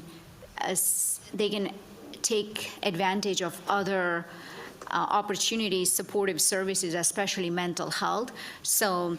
And plus, this is actually a very good deal because we are only contributing 5% towards this. Mm-hmm. And I know we are making an exception to the policy, so my question is, should we revise our policy? Because we would like to see, at least I would like to see more of this, because naturally occurring affordable housing units is the best tool to preserve housing today, not 6 months, not 2 years or 3 years from today, because this is most effective way to support, to help with affordable housing crisis we are seeing. So I would like to hear your feedback on policy revision that we need to potentially consider. Yeah, thank you for that question. This is a question that me and my colleagues have been having about this policy. It is several years old now. It's almost 6 years old, so it might be time for staff to go back and review this policy. It's been a really good policy. It's preserved a lot of affordable housing in the community, but it might be time for us to review and make some recommendations that may bring it more in line with what's going on in the market right now. Absolutely. I think that would be important because I know this proposal came forward, but I wonder how many there might be that may not come forward because our policy says otherwise. And because this is a relatively new construction, 2021 built, it doesn't need any major rehabs like we have seen in the past. So this nonprofit, the BDP Impact, is this their first project here in the city? It is their first project here in the city, but they've done projects like this all over the United States. Got it. Well, hopefully this will be a start to many more. That's all I have. Thank you. All right, Ms. Mayfield? Thank you, Madam Mayor. So I want to make sure we don't put staff in a particular position because we have not directed them to doing, this is not setting a new precedent, which is something we had multiple conversations about, since I'm not a fan of setting new precedent, but yet this does align with the discussion of us having a committee discussion, much like what Dr. Watlington, myself, and Councilmember Driggs were able to be a part of in 2024, where we identify recommendations for that $100 million bucket. As was mentioned with this request of $3.5 million, this is the first bucket that we've actually now have zeroed out based on the alignment. This is also the first time that this has, a strong proposal like this has come forward when you're looking at a 60-year affordability as well as identifying a target in our community. Yet, by us having the ability and with working with our attorney staff as well as our leadership with Housing and Neighborhood Services, we can identify the language so that there's space to have this type of discussion without losing our focus and goal. So this isn't to try to create a new thing, but it is being flexible enough where when a great opportunity comes before us, because there is also going to be conversation of a potential development that's a little older than this, but still has a lot of the same goals in the area that is changing rapidly. It's a matter of us staying flexible enough, but I do not want us to be too quick to jump with changing language versus being nimble enough to address the needs as they are presented when it's a strong case. Mr. Wooten, team, thank you for everything and thank you for this proposal. So I want to say this. This has probably been as productive as our retreat, this conversation and what's been going on. If you look, and so we got through the NOAA funding recommendation, the debt service process, the community area plan.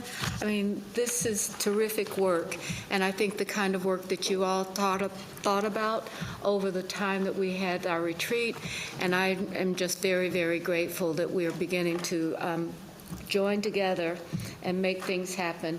Now, I have to say, I think next week we will have the information that we need to get people back on some of the things that we're doing, and it'll take, it's just timing. We'll just have to work on it. We don't want to make a mistake or anything like that, so we do it and caution and make sure that everybody has the opportunity to speak to it. So I think now, if you guys are ready, we're going to go downstairs for our business meeting.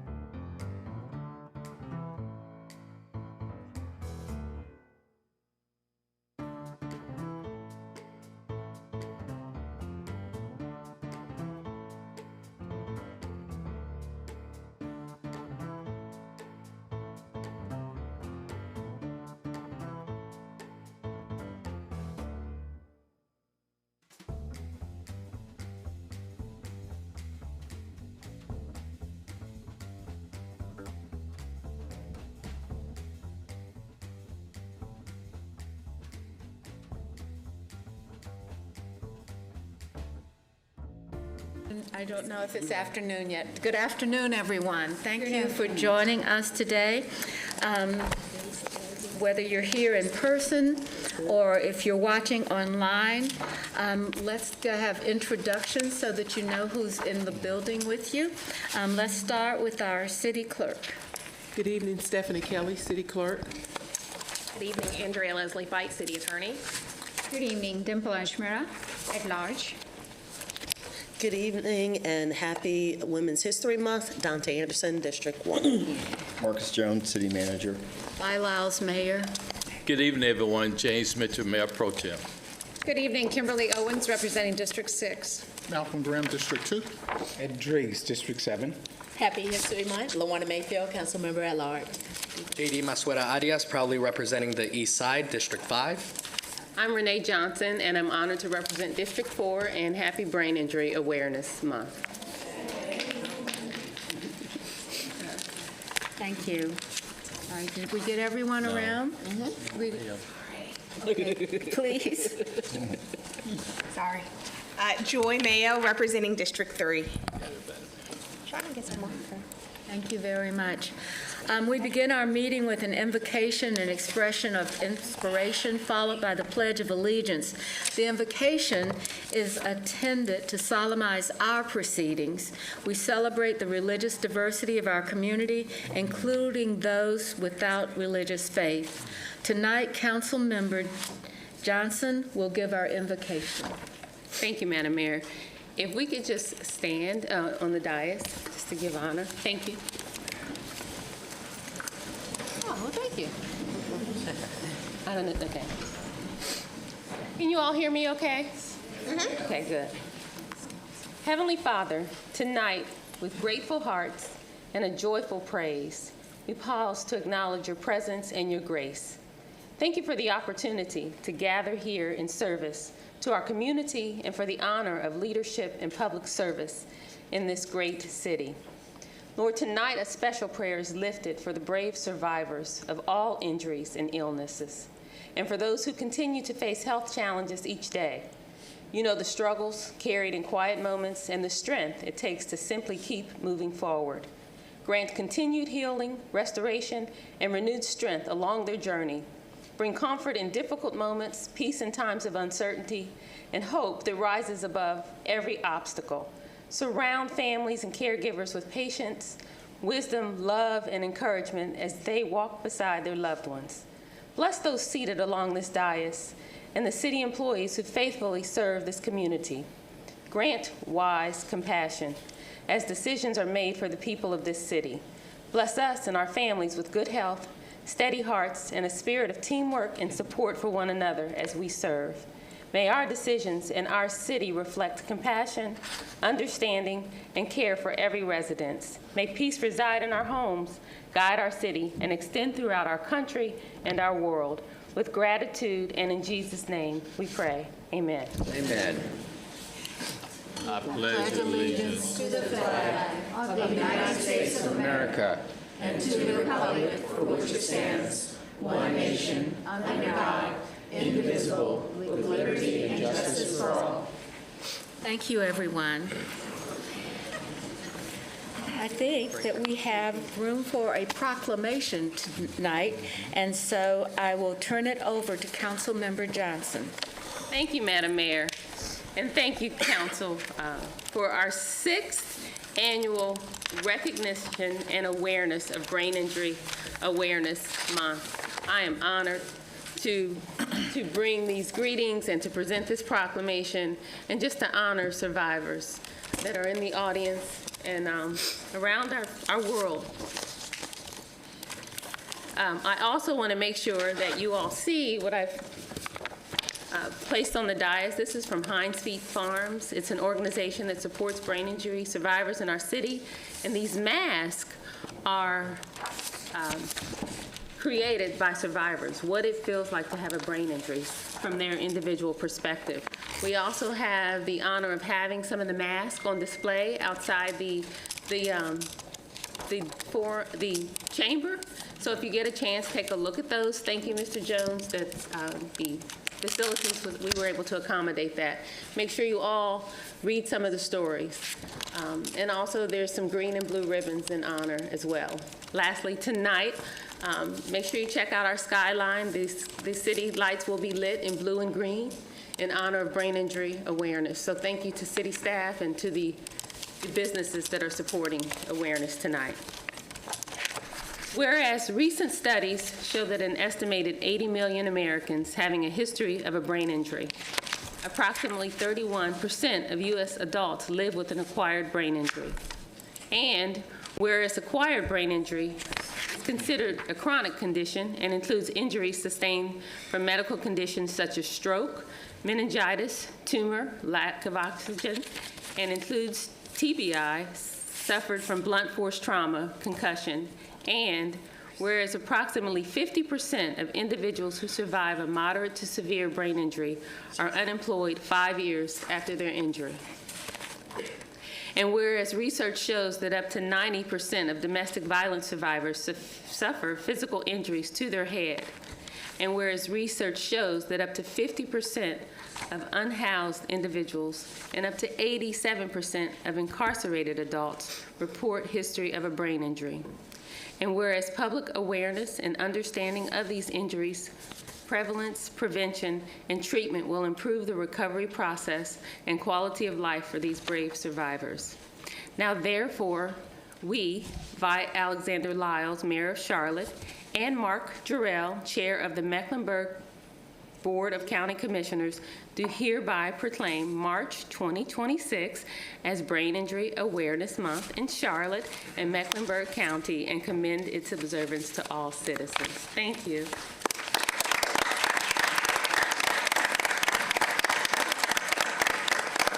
I am presenting these proclamations to Dr.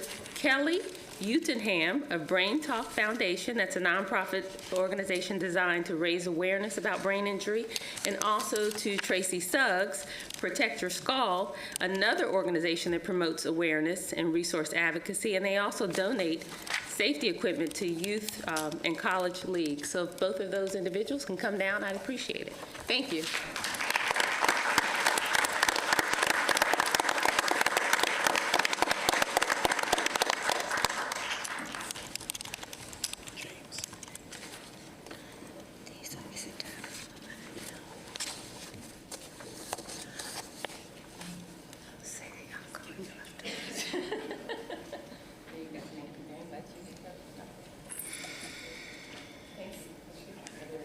Oh, all the way to the right.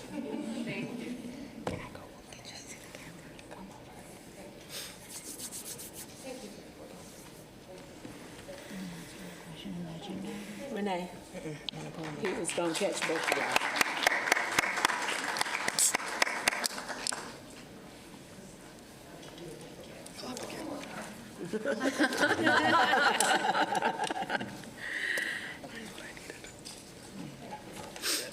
Thank you. So before Councilmember Johnson sits down, and I wanted to recognize James Mitchell. Thank you, Mayor. I'd like to make a motion to suspend the City Council awards and recognition policy that we adopted on March 23rd, 2017. That policy related to no remarks or presentation being made during the meeting by the honorees. But Councilmember Johnson has invited 5 outstanding citizens to speak on this topic. So I'd like to make the motion Second. so they would speak. We have a motion and a second. Any discussion? All in favor, say aye. Aye. Aye. All right, let's start. Let's see. Our first group will be Dr. Kelly. I'm going to have to really make sure that I work with the name. So Dr. Kelly Utenham. Good job. Okay. Yep. Thank you. Take your time. Yes, those steps are pretty steep sometimes, so. And we have 2 minutes for you to speak, and we're really glad to have you in our program tonight. Thank you. Go to the podium and, yep, right there. Greetings. Good evening, Mayor, members of City Council, and members of our community. My name is Dr. Kelly Utenham. I am a medical speech-language pathologist and certified brain injury specialist, the founder of Brain Talk Foundation, and an assistant clinical professor at Northeastern University, our Charlotte campus. Thank you again for recognizing Brain Injury Awareness Month. Brain injuries are often referred to as invisible injuries, and because of that, they can often be misinterpreted or diagnosed as something else. But there are all kinds of ailments and TBI to prison pipelines. Our youth can be misdiagnosed as having ADHD or having other behavioral issues when it actually could be a concussion. Multiple concussions to the head results in traumatic brain injury as well as suspected CTE. Unfortunately, CTE, which stands for chronic traumatic encephalopathy, cannot be diagnosed until after death. We are seeing studies that show that there are individuals as young as 17 who have died from CTE, and this cannot be determined until the brain can be examined. And there are multiple individuals who have died and been diagnosed with CTE, including a CMPD officer in 2024 who died by suicide, and his name was Brent Simpson. And so we'd like to acknowledge him today and the other first responders, such as the firefighters who are here. And these are injuries that we don't really think about. The repeated injuries to the head. Our police officers are at risk when they are apprehending suspects or doing their job. The same thing with firefighters and other individuals who place their lives on the line for us every day. So that's my time. Thank you so much for listening. Well done.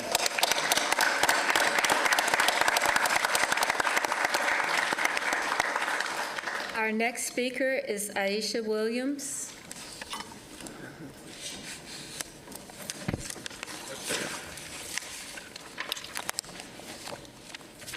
You have my daughter's name. I should have called her earlier today. You're beautiful. There. I'm so sorry. It's my first time. Good evening, Mayor, council members, members of the Charlotte community. Thank you for recognizing brain injury awareness. Traumatic brain injury, often called the silent epidemic, affects millions of Americans each year. Nationwide, more than 2.8 million people experience traumatic brain injury annually, resulting in emergency room visits, hospitalizations, or even death. In North Carolina alone, tens of thousands of residents are treated for brain injuries every day, and many go on to experience long-term challenges with memory, employment, mental health, and independence. Studies show that individuals living with traumatic brain injury are 2 to 3 times more likely to experience depression or substance misuse disorder, which highlights the strong connection between brain injury, addiction, behavioral health services. For me, this issue is deeply personal. On November 13th of 2014, I experienced a late onset seizure while frying chicken. I fell, hit my head, and suffered second and third degree burns over 30% of my body. Since then, I have continued to live with epilepsy and the reality that seizures can cause repeated head injury every day. After years of recovery, I was able to found 2 organizations here in the Charlotte community: Humankind, a behavioral health provider, and Sassafras Tea Company, a nonprofit organization focused on recovery support and workforce development. These 2 organizations are partnered in purpose, where we advocate for those who are unable to advocate for themselves. Through these organizations, we train peer support specialists. We also offer basic life support training, wraparound behavioral health services that individuals living with mental health conditions and challenges, addictions, and disabilities rebuild stability and return to their meaningful roles in their communities. Due to my own chronic illness and disability, I am no longer able to run these organizations the way I once did, but I continue to volunteer and advocate because I know firsthand what recovery support can mean. Thank you so very very much.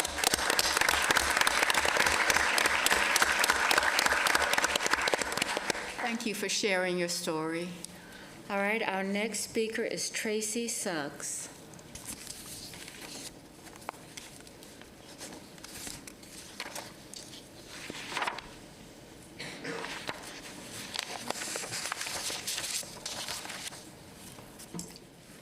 Good evening, Mayor, council members, and members of the Charlotte community. My name is Tracy Suggs, co-founder of Protect Your Skull Health and Safety. And I stand before you today representing Protect Your Skull Health and Safety, as well as millions of brain injury survivors, caregivers, physicians, therapists, and families whose lives are forever changed with brain trauma or because of brain trauma. We've heard here tonight, and this is something global, brain injuries do not discriminate. It can affect you and your family members at any time. At any moment, your life can be changed. At any moment, you can depend on somebody else to help you live your best life possible. They affect athletes, military service members, first responders, transportation and logistic workers, children in youth sports, and seniors in our communities. Behind every statistic is a human being working to recover physically, mentally, and emotionally. For me, this awareness is deeply personal. As a former college football player, I sustained multiple concussions during my playing career, some documented, some undocumented. Today, that experience fuels my commitment to raise awareness and support for those navigating the long road of recovery. But brain injury awareness is about more than science and statistics and support. We're talking about humanity and love and that walk to constantly and always be there for our neighbors. It is about love for humanity. Because when someone suffers a brain injury, the journey is not theirs alone. Families become caregivers. Physicians become partners in hope. And communities become part of the healing process. This proclamation reminds us that awareness must be compassionate, it must be about education, and it must be about that action so that those affected by brain injuries are supported and empowered to live meaningful lives. Because when the game is over, when the workday ends, and when the lights fade, quality of life matters most. And there's no one in this building right now that can say your quality of life of yourself, your children, your loved ones, and your peers in the community do not mean everything. Because when the game is over, it's over. So what impact can you make now? So thank you for recognizing Brain Injury Awareness Month and for standing with us.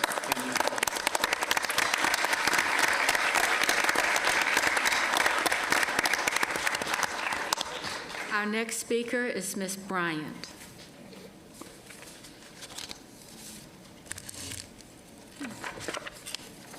I'm sorry, I went from Ms. Bryant, from Beth Callahan. And but I tell you what, you guys both get ready to come on down. She has a list. We have two podiums, so you can do it that way. Oh, my bad. But I love the support as you're making your way down the stairs. You come right here, sweetie. I didn't think I had it. Now, I'm going to be the person that says 2 minutes, okay? I know it's not an easy job, but I'm going to do it. Yes, so, absolutely. Thank you. And I just want to commend the speakers that have said things already, because they certainly have touched on many of the issues that we have faced. My name is Beth Callahan. I'm Executive Director of Heinz Feet Farm in Huntersville. We're a nonprofit that have been around for about 25 years in this county due to their son, the family that started it, their son was injured at 16 of a severe traumatic brain injury. So we've been serving this community for going on 26 years. And I've been in the field for decades, and all these things that we hear, and we now call it a chronic condition. We now have to differentiate between acquired brain injuries, such as Councilmember Johnson read in her proclamation. It is overdoses, it's strokes, other issues that cause people to have brain trauma, as well as the traumatic things that we think about, which are motor vehicle crashes, pedestrians hit by cars, et cetera. All the things that were mentioned, again, the ongoing disabilities, people make huge recovery. We can see that in many of these speakers already today, but the long-term devastating effects are unbelievable. And we just appreciate you being here. Heinz Feet Farm started the Unmasking Project because we knew that survivors couldn't come. If I had tried to bring some of the survivors, it would have taken them a long time to get up here, and you may not have understood what they were saying. So the masks are a way for them to speak out, tell you that life does go on, even though many of them, their lives have changed forever. So we appreciate you. We appreciate you recognizing us. And just thank you so much, Councilmember Johnson, for sticking in there with us and always making our voices be heard. And please take time to look at those masks. Thank you very much.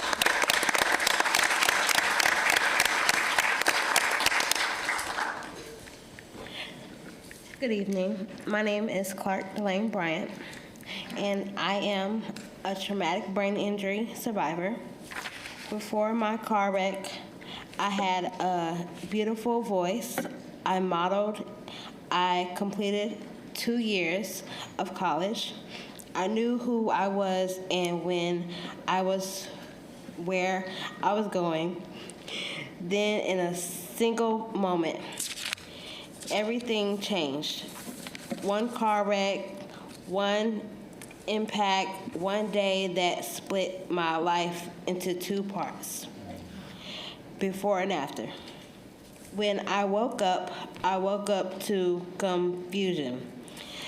The crash didn't just injure my body, it erased my memory completely.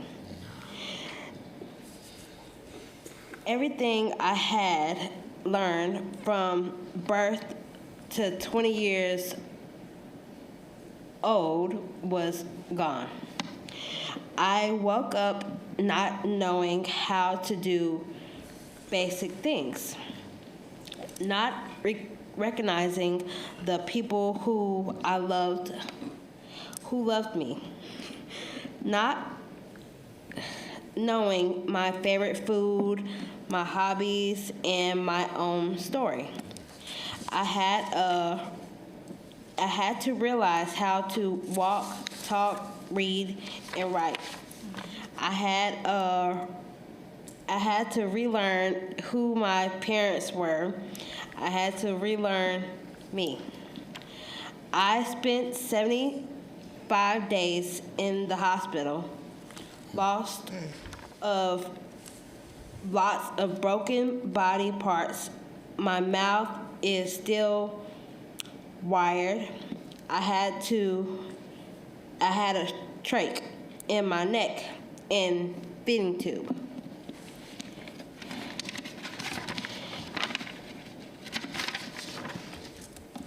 But the hardest part wasn't just the physical injury. There are battles every single day. Battles with memory, emotions, and frustration. Moments when words don't come out right. Moments when my brain feels overloaded. Doctors say I will never drive again because I'm blind on the right side of both eyes. So my parents take me where I need to go. That's not something most adults expect, but it's part of my reality.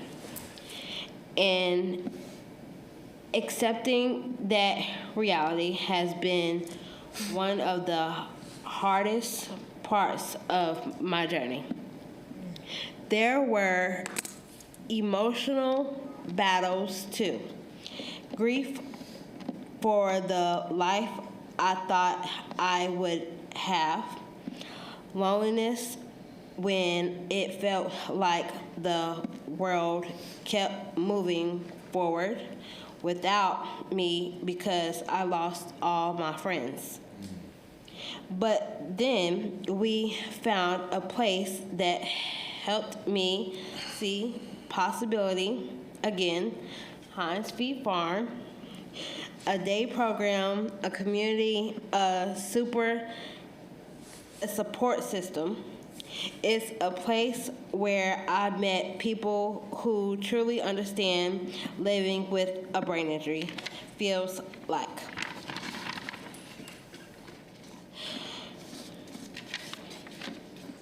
As I close, I want to leave you with something that carried me through my days.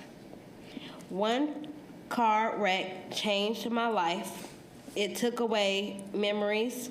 It changed my independence.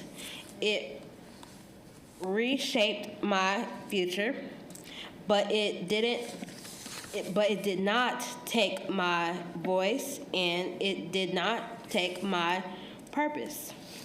There is a difference between facts and faith. The facts said I would not make it, but faith said my story wasn't over. Because the truth is, faith is what saved my life. Thank you.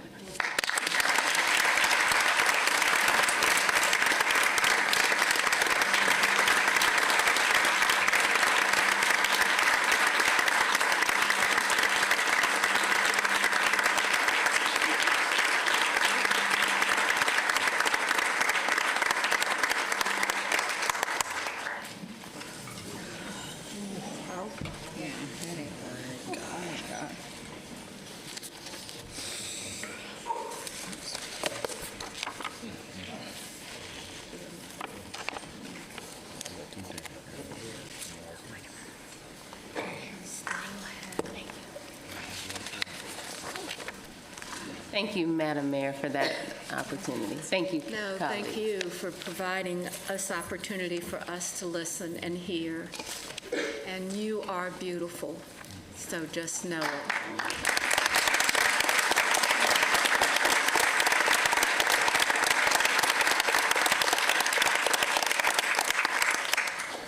So before we move to the next step, I think I see scouts up there. Oh, yeah. So, I don't know, let's see. I guess, maybe there's an adult with you? Mayor, So- council members, this is Troop 79. I've been here before. I met you at Hopkins Park. They're working on their citizen and community merit pass and it's going to city council. Well, thank you for bringing me.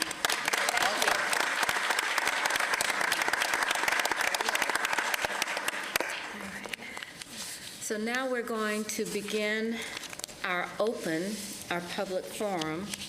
I'd like to thank all of you for joining us, and on behalf of the entire City Council, I want to ask you to do a couple of things. I ask that all speakers and audience members be civil and courteous in their use of language. I ask that you have our speakers be encouraged to address the council and should be refrained from responding to the audience members. Likewise, audience members should be courteous to each speaker and not yell out or interrupt someone. We want to ensure that everyone has a chance to be heard. So since there are more than 10 speakers signed up today, each speaker will have 2 minutes to address the council. And so I want to thank you. If you will just remind yourself of those thoughts, and we can do that, we'll get through this pretty well. So I would like to have our list from the clerk. Let's see, our clerk list, and here we are. We'll start with, we're going to start with Carson Cone. Mr. Cone, thank you for coming down.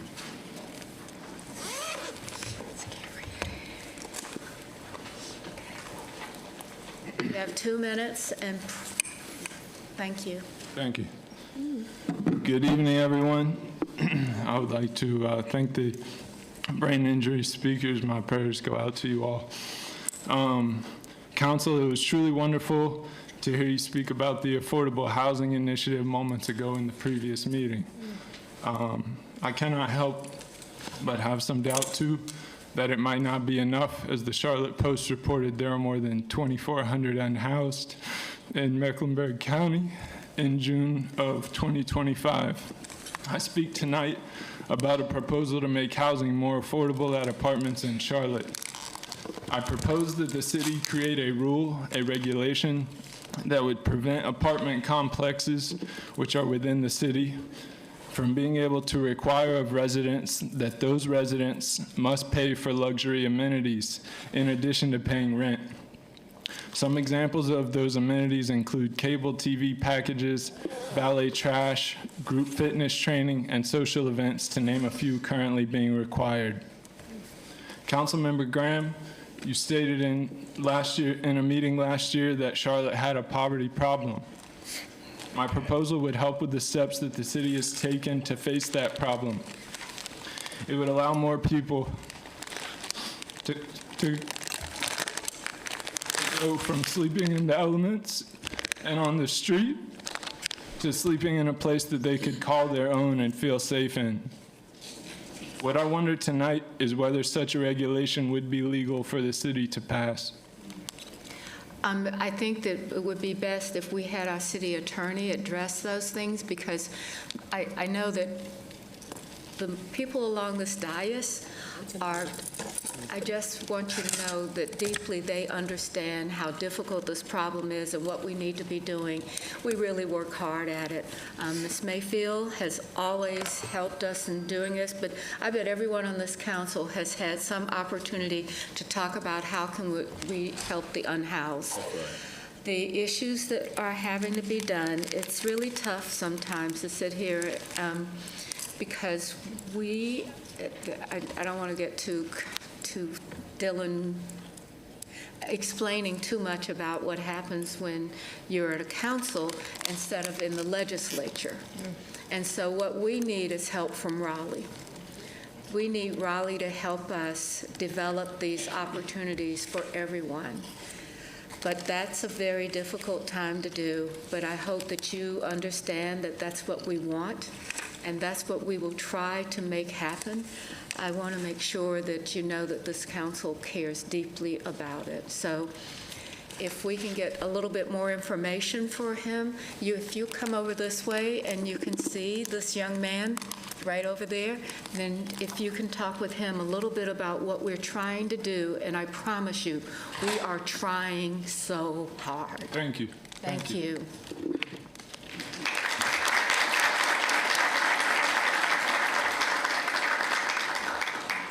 Our next speaker is Heather McCullough. Yes, right up there.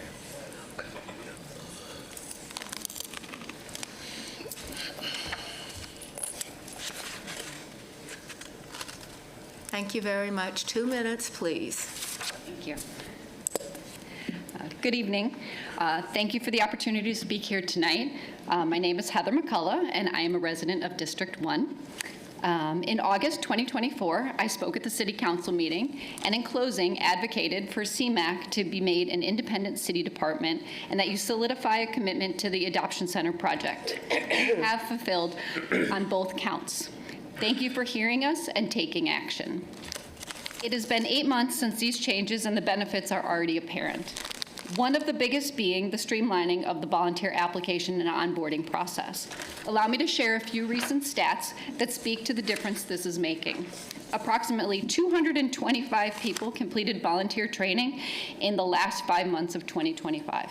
Previously, that would have taken 2 years. The volunteer team grew from under 400 active volunteers at the start of 2025 to now over 600. We are averaging 160 volunteers per week versus 80 just 2 years ago. We are tracking to onboard 40 to 50 volunteers per month in 2026. More hands to share the workload, means more support for the animals, staff, and community, which creates tangible life-saving outcomes. While this is great progress, there are still staffing gaps. With more volunteers comes more coordination and management needs. Plus, we have a 90% plus save goal, which in order to meet requires a strong and sizable foster community. On average, we maintain 60% of our animals in foster care. We do not have space to house those animals at the shelter. It is vital that we have proper staffing to support our foster program. As for the new adoption center, I'm excited about the plans that are coming along. Space that is thoughtfully designed for best practices in animal sheltering and welcoming to prospective adopters will be a game changer. Thank you again for your support of CMAC, support which in turn enables the shelter community to better serve the Charlotte community. Thank you for your time. Thank you.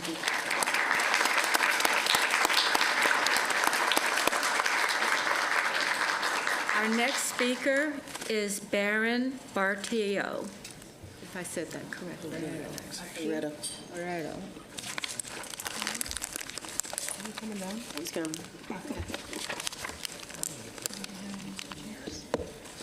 Not many.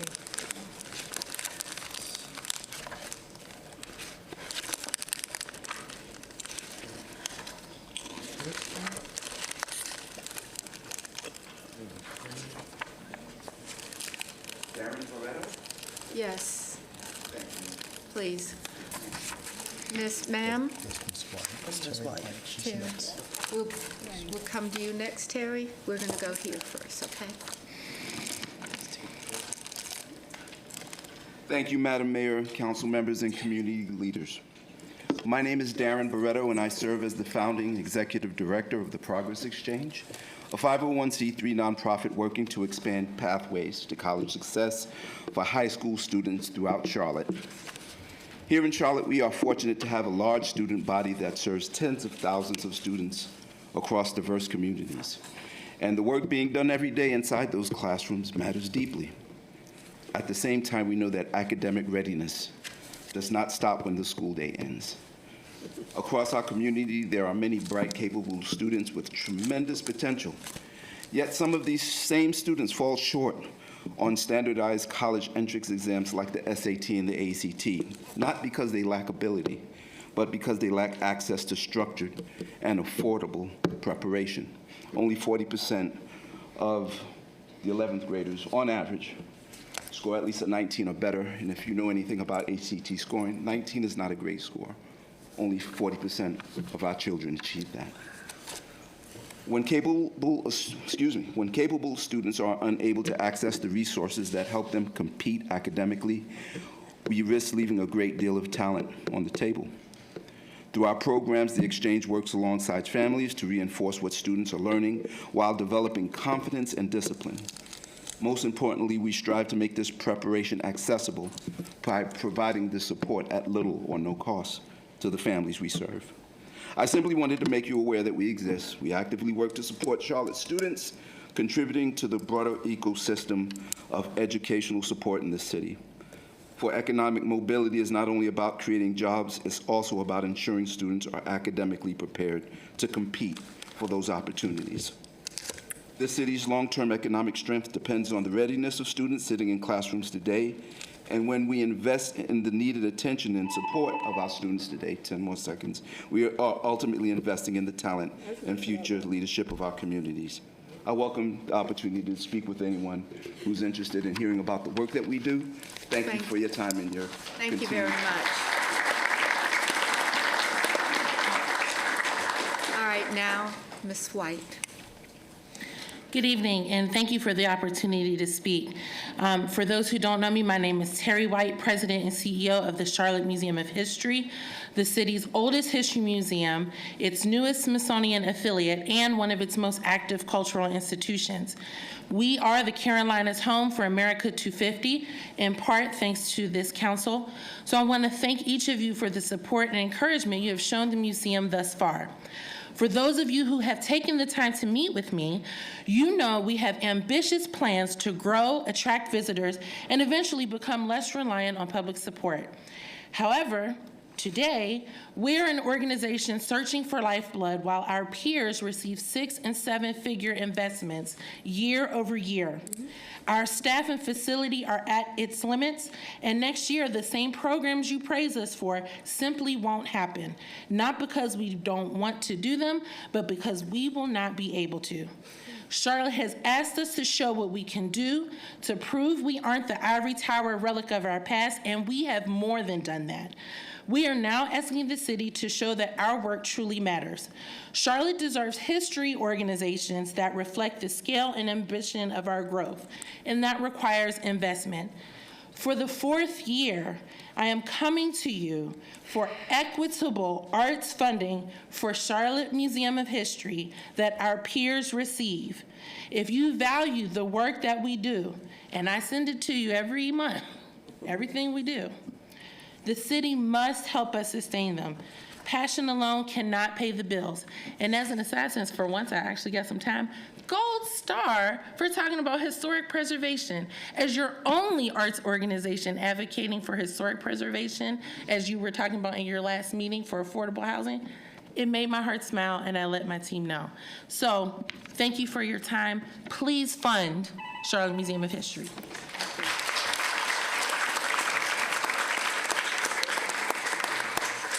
Eric, you're up. All right.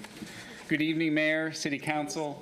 My name is Eric Zaverl, and I'm here on behalf of Sustain Charlotte to speak in support of Vision Zero and the need to act with urgency. Vision Zero is a commitment to ensuring no one loses their life simply going to work, going to school, or just simply crossing the street.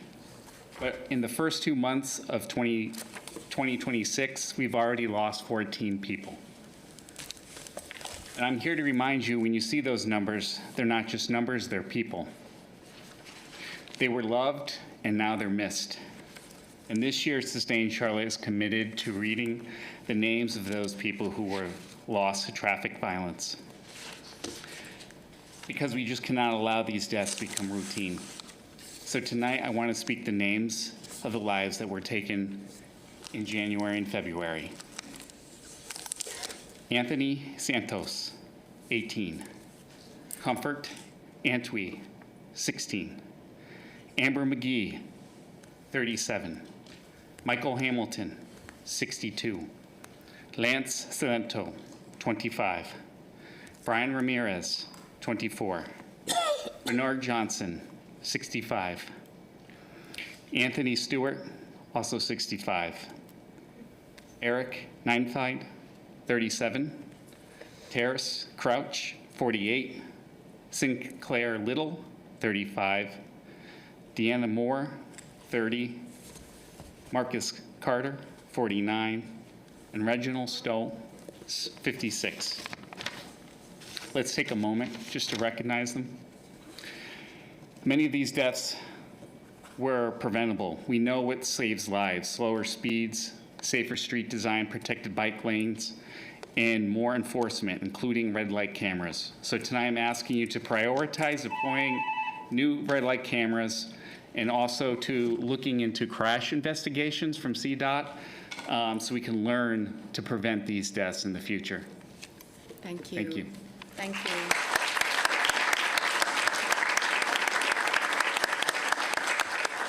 Our next speaker is April Lewis. Where's?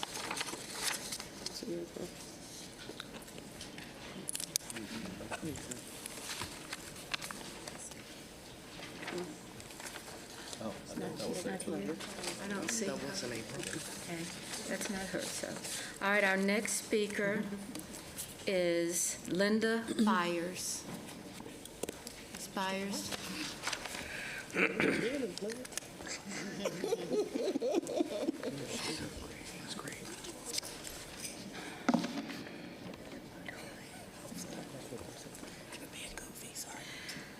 All right, you have 2 minutes.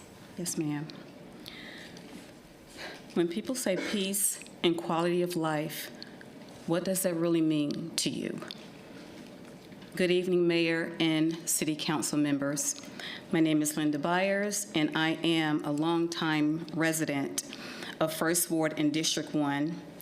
I am a Charlotte-Mecklenburg employee for 21 years, and I've advocated for the city of Charlotte for over a decade. Tonight, I am here as the daughter of a senior homeowner who has lived on Parkside Terrace over 30 years. Unfortunately, what began as a parking concern has now expanded into an ongoing disruption of peace and quality of life issues for a senior resident. There have been repeated disturbances around my mother's home, including noise, dog-related nuisance concerns, trespassing, vandalism of private property, nails in her tires, and neighbors intentionally linger in front of our house to intimidate. Some acts, surprisingly, are from children. In April 2024, the street transitioned into a city residence parking area following a petition that did not include our household. It's a disproportionate. We have 5 cars, and we have to pay for it, and for guest parking from 8 to 5. After 5, it's open to the public, which has led to contestant over parking, coupling with suicide of a grandson who shot himself in front of our home, the suicide of their father, and my son who's over serving our country right now in an international conflict. Although I appreciate the responses I have received, our household peace and quality concerns still exist. Thank you. Mr. Heath, would you address this for us so that we can continue to learn more about what's going on? Thank you. And Mayor, I just want to say thank you because I sent you an email and you sent some of my issues to animal control. They came out to the street, and when they were patrolling the street for a little while, a lot of the stuff kind of died down a little bit, but then it picked back up. So we're still going through a lot as of today. Okay. Thank you so much. Thank you.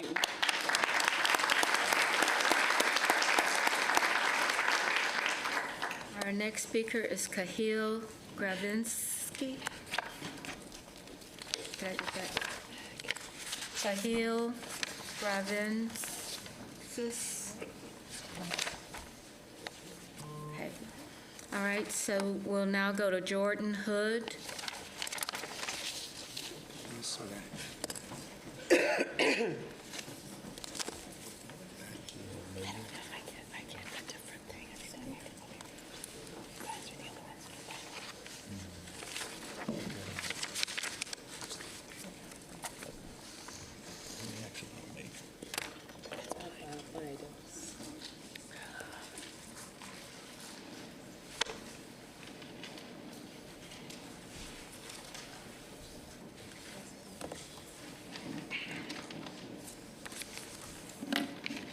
Good evening, Mayor, excuse me, and members of City Council.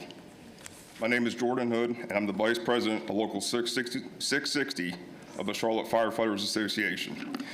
Thank you for the opportunity to allow me to speak tonight on behalf of our members regarding our priorities for the 2027 budget. Last week, several members of our local attended the city's budget retreat and listened carefully as you discussed mobility, growth, and the vision for Charlotte's future. And it was also very clear that each of you wants to position this city for the long-term success. Years ago, when I came to Charlotte, I sat in front of the fire department command staff during my interview to become a firefighter with the city, and I shared a similar goal. I told them that through hard work and dedication, I hope to do my part in putting the Charlotte Fire Department on the map as well. But without the proper funding and support, that goal becomes harder to achieve. The firefighters standing beside me tonight are husbands, their wives, fathers, mothers, and public servants. We never entered this profession expecting to become millionaires, but many of us, our members today, are struggling to make ends meet. We're seeing firefighters leave for other fire departments. Others are working as many hours as possible just to support their families. Our training academy needs expansion, our burn building needs replacement, and many divisions are taking multiple responsibilities because we simply do not have enough personnel. As you review the studies and the comparative pay analysis during this budget process, we ask that you consider aligning firefighter pay and benefits with peer cities and providing meaningful relief, including 5 modified duty positions. Because every time Charlotte grows, every new building and every new development, the demand is placed on your fire department. These requests are about supporting the health, the safety, and the effectiveness of the men and women who protect the city. At the end of the day, the safety of the Charlotte depends on the people, all them, Thank you very much. up when everyone else is running out. Thank you for your time and for your continued support for the Charlotte firefighters.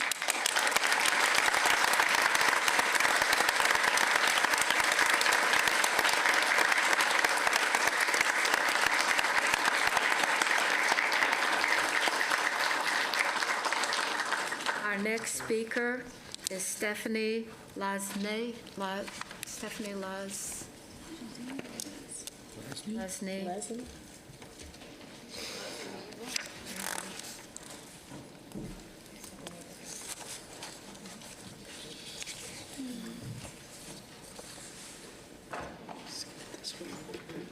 Good evening, City Council and Mayor Lyles. My name is Stephanie Loss. I represent the Stillberry Acres neighborhood and the Still Creek community.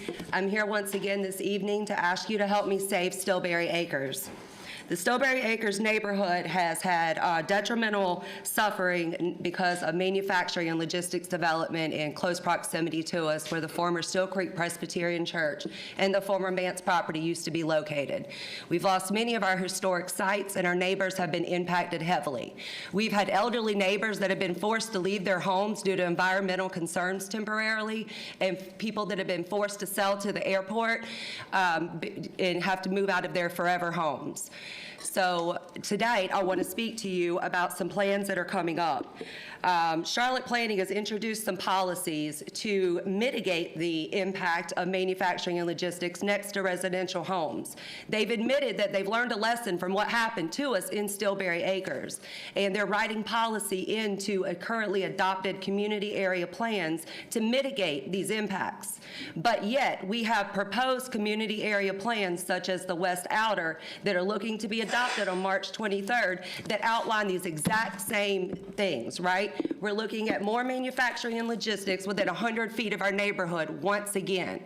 We're asking you to defer your decision on March 23rd. The policies that are going to be added to the currently adopted area plans and the unadopted area plans, these two issues need to be separated. More work needs to be done on the unadopted community area plans, specifically the West Outer. There is not much thought that's been given into this. There's a lot of controversy on how this land should be used, what that future looks like, and it's going to be detrimental to the future of our neighborhood if something isn't done. I'm asking for your voices tonight to represent us. It's time that the airport does not get their way in the name of manufacturing and development, and that residents get heard. Thank you for supporting Stillberry Acres.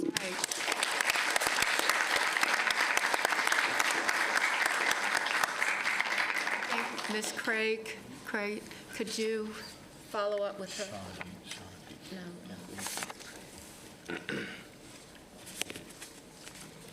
Okay, so thank you for that concern, the voice of being heard. All right, our next speaker is Cedric Matthews. Is that Barbara Falcone? I'm sorry, excuse me. Do you mind if you would just sit? No, you could right on that front row. Barbara Falcone. Sorry, looking down. She's not here. She's with them. She's here. She's not here. I'm not sure they told me the first time. I get so much instruction up here, so much. So, all right, our next speaker, of course, is now Cedric Matthews. Thank you. Come on, sing it, Jenkins. Oh, my goodness. Mayor, Mayor Pro Tem Mitchell, Councilmember Graham, and members of council. My name is Shedrick Matthews, and I serve on the board of the Concerned Citizen of Washington Heights. I'm here tonight to provide some clarity and also share a positive update about the work residents have been doing in Washington Heights over the past year. Washington Heights has two organizations that care deeply about the neighborhood: the Historic Washington Heights Association, which has been around for many years, and the Concerned Citizens of Washington Heights, which was formed in 2023 to increase resident engagement and help address quality of life and public safety concerns. Over the past year, our group has been working hard to organize residents and support the neighborhood. We've adopted multiple streets via the city's Adopt a Street program, including Booker, Tate, Dundee, Celia, and surrounding streets. We've hosted 2 community cleanup events. We've organized a town hall with Councilmember Graham and former CMPD Metro Captain Stephen E. Abela to address public safety concerns. We participated in the city's neighborhood board retreat, held our first election last August, and we now have more than 30 engaged residents actively participating in neighborhood efforts. Our goal is simple. We want Washington Heights to... For the way that you've addressed us. It has been an honor to listen to you, and I hope that we will be able at some point to join together and say we were successful. Okay, thank you very much. So let's, we're going to continue to move on. Okay, while you're whistling. So, let's see, we have the public. Y'all don't have to leave us. Great job, Orlando. Okay, now it's time for us to do a little bit of internal work, so we're going to start off with item number 8, public hearing and decision for an installation financing contract for equipment and public facilities. Mayor, move for approval A, B, and C. Second. We have a motion and a second. We need to close the hearing. Oh, yeah. Make a motion to close the public hearing. Public hearing. Second. Sorry. We have a motion and a second to close the public hearing. So all in favor? And approve A, B, All right, and C. thank you. And everyone approves the A, B, and C. All right. The next item is item number 9, a public hearing and decision on resolution to close a portion of an alleyway off East Worthington Avenue. Is there a motion? So move to close the public hearing. And approve A and B. Approve action A and B. All right, any discussion? Those would really be 2 separate. All right, all in favor, please raise your hands. Is anyone opposed? No one's opposed. Okay, the next item is public hearing and decision on a resolution to close a portion of alleyway off Piedmont Street. Do we have a motion? Motion to close public hearing and approve A and B, Mayor. All right, we have a motion on the floor. All in favor? We need a second. Opposed? Do we need a second? We have a Ms. Mira is our second. And all in favor, please raise your hands. Anyone opposed? Thank you very much. All right, the next item that we have is item 11, public hearing and decision on resolution to close a portion of right-of-way adjacent to 1519 Crystal Road. Motion to close public hearing and approve A and B, Mayor. We have a motion. Second. We have a second. All in favor, please raise your hand. Anyone opposed? All right, thank you very much. The next item is 12, public hearing and a decision on a resolution to close a portion of right-of-way adjacent to 5516 Gorham Drive. Do we have a motion? Oh, where's District Close the hearing 6? and approve B. Second. Sorry, could I hear you, Ed? We conducted the hearing. Technically, Okay, we're already through that? Maybe. All right. Okay, so we have Second. a second. All in favor? Anyone opposed? Okay, let's go to the next one. Item 13, public hearing and decision on a resolution to close a portion of right-of-way off Harris Oaks Boulevard. Do we have a motion? D4. second. We have a motion and Motion. Have a second? So moved, I'm waiting for the second. We have a motion, I need to close the hearing. And approve B. Councilman Johnson, second. Okay, we have a second. So with that, all in favor, please raise your hand. Anyone opposed? So let's continue on. The next item is 14, a public hearing and decision on Summerwell Mountain Island voluntary annexation. So do we have We now have to open a public hearing for this. Do we have a speaker for Mountain Island? Andrew Pellin. Mr. Pellin. There he is, Mayor. I see. Yeah. We have a speaker, Mr. Pellin.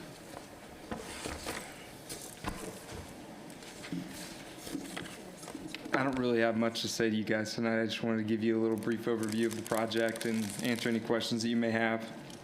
We've got a community consisting of 171 residences. It's 156 duplex townhomes and 15 single-family homes. Our permits are pending approval through the City of Charlotte, subject to this annexation this evening. It's an N1A zoning. We are building it by right. We'll be leaving the zoning in place. And we've got will serves from Duke Energy, Charlotte Water, and all of our typical data providers. So I'd be happy to answer any questions specific to this project tonight. Does council have a question for the speaker? Move the public hearing. Oh, we have, so Ms. Mayfield, followed by Arias. Thank you, Madam Mayor. So for clarification, what's in front of us tonight is for annexation. What you just shared with us is multifamily development that you're considering for this site that you're attempting to annex into Charlotte limits today? Yes, ma'am. That's correct. So what I want us to consider is we just had our fire department speak with us with concerns, because every time we approve a new development, we're also taking into consideration, as was just mentioned, what's before us tonight is the request of an annexation. It will be helpful for staff, thank you, I was giving you time to get to the stage, to give us a little bit more information regarding this annexation and what exactly would the impact be. Not only just on resources, it is noted in here that there's a potential revenue that could be generated from this annexation. It will be helpful to know how staff identified that proposal or projection. Right, so we do a fiscal impact analysis, Holly Kramer Planning, apologies. We do a fiscal impact analysis on every single annexation. This is based off of the proposal and the development within that site. And so based off of the single families units that they have proposed, we estimate revenue generated, but also costs incurred year on year. And Fire did respond to this request. They said this is within their 4-minute travel time window, and they would be able to serve this annexation area effectively. They expressed no concerns over this site. And we also received polling responses from all other major municipal service providers, and saw they also expressed no concerns over servicing this site. We do have general policy process improvements that we're working on as a larger project and annexation that I hope to come to you all soon at a TPD meeting to share where we are on those items. But as for this annexation, we have no concerns over serviceability or infrastructure needs. And final question for staff. Earlier today, we received our proposal for the additional 7 areas under the community area plan, where we had some clarifications, especially after conversations in the Mountain Island Lake area. If this were to move forward, would this be under our new policies where we have clear goals that have been identified based on community's input, and looking at our tree canopy, our land use review, as well as guidance? Would it be under the new recommended policies or the current language that's out there? So I apologize, my computer just died, so I can't look up what area plan geography this is in, so I can follow up with you on that. But I will say that annexation isn't specifically referenced in the area plan documents. We do talk about it briefly in the comprehensive plan documents and how we try to use annexation to effectively plan for our future. And part of that is doing that fiscal analysis and trying to understand impact to resources. So in terms of community input and community engagement, it's not the same as I would say with rezoning, because with an annexation, you're talking about a voluntary petition request where the property owners have come to us with a petition to annex. And we are just conducting a general analysis on our end to say whether or not we believe we could service the site. And we come to you all to say whether or not you'd like to accept it within city limits. But this is something that we could probably explore further during our policy and process updates that I'd like to present to you on soon at an upcoming TPD meeting. So we're thinking about how we have the opportunity to be proactive. If we already know from the petitioner what the plan is for the area, and we know the first step of that is annexation, it seems like our next step would be to make sure that it aligns with our goals. I'm just trying to understand if it is under alignment under the previous language, or is it under alignment with what we have identified as additional language that we still have yet to vote on, but we will be voting on, Right. just to be proactive. Under the new policies that Director Holmes outlined earlier today. Yeah, I can look at that further. A lot of those new policies in regards to, community character or of course, manufacturing logistics, we can assess on a case-by-case basis. But I will say when it comes to annexation requests, we are not considering the question of entitlements as we are in the rezoning process, where you are asking whether or not the development proposed or the requested entitlements are appropriate and justified. We are asking whether or not we can effectively service the site and whether or not it meets our annexation city policy. This is a by right development proposal, as the petitioner has stated here, so they already have the entitlements in place, the neighborhood 1A request. And with our annexation city policy and guidelines, what we do is conduct the fiscal analysis just based off the estimated development within the site and the entitlements and what they allow up to. So if we want to refine that further, that's something that we would do on a holistic level under the process and policy shifts that we're thinking of, and that we'll present to you on here soon. Thank you, Mayor. All right. Any further discussion? All right, we have a motion on the floor. All in favor? 1, 2, 3, 4, 5, 6, 7, more than a majority for the council. Opposed. I know, let me go. Anyone? Is there any opposition? We have 2 people in opposition. Thank you very much. Thank you very much. Thank you. Okay. All right, so, let's see. This one. Next, we're going to move into the policy section of our agenda. And I guess the question is, City Manager, do you have any updates for the council this evening? Yes, Mayor and members of the council, a brief update. I just wanted to thank you as a follow-up to the annual strategy meeting last week, 2 days of significant, I believe, progress in terms of the staff and the council.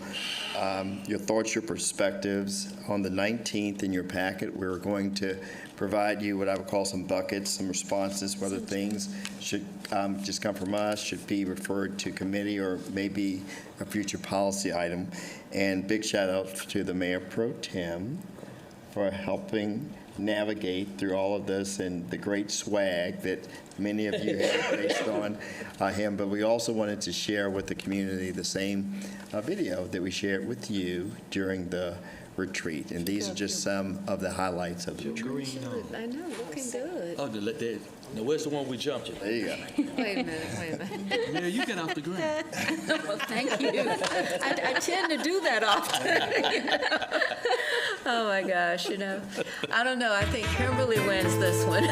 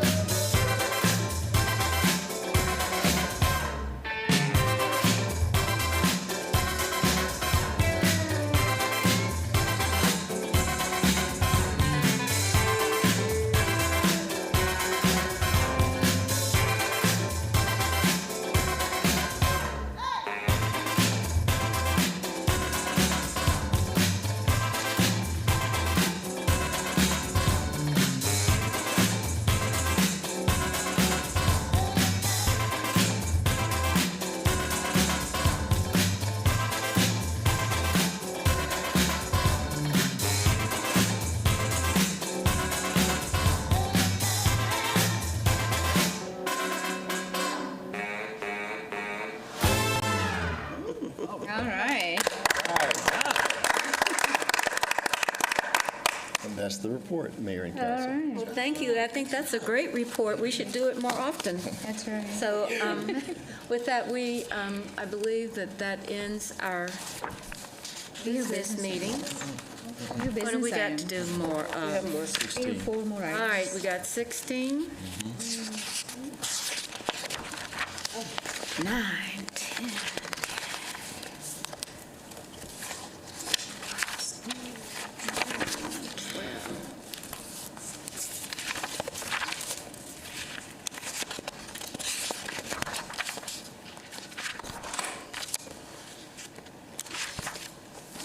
Oh my gosh, we have a big thing to do right now, especially. So we're now moving to the business section of the agenda for item 16. Is there a motion to approve an interlocal agreement between the City of Charlotte and the City of Rock Hill to provide express bus service? So moved.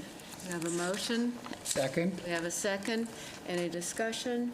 Hearing no discussion, all in favor, please raise your hand. Anyone? I think that's 4 or 5, did I get it?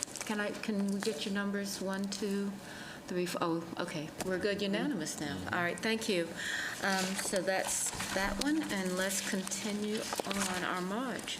The next business item is for CATS Transportation Demand Management Grant Application. For item 17, is there a motion to adopt a resolution to apply for and accept the Transportation Demand Management Program grant in the amount of $149,56 from North Carolina? Move for approval, Mayor. Second.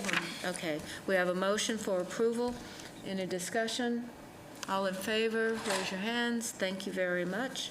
Anyone opposed? We'll just, there.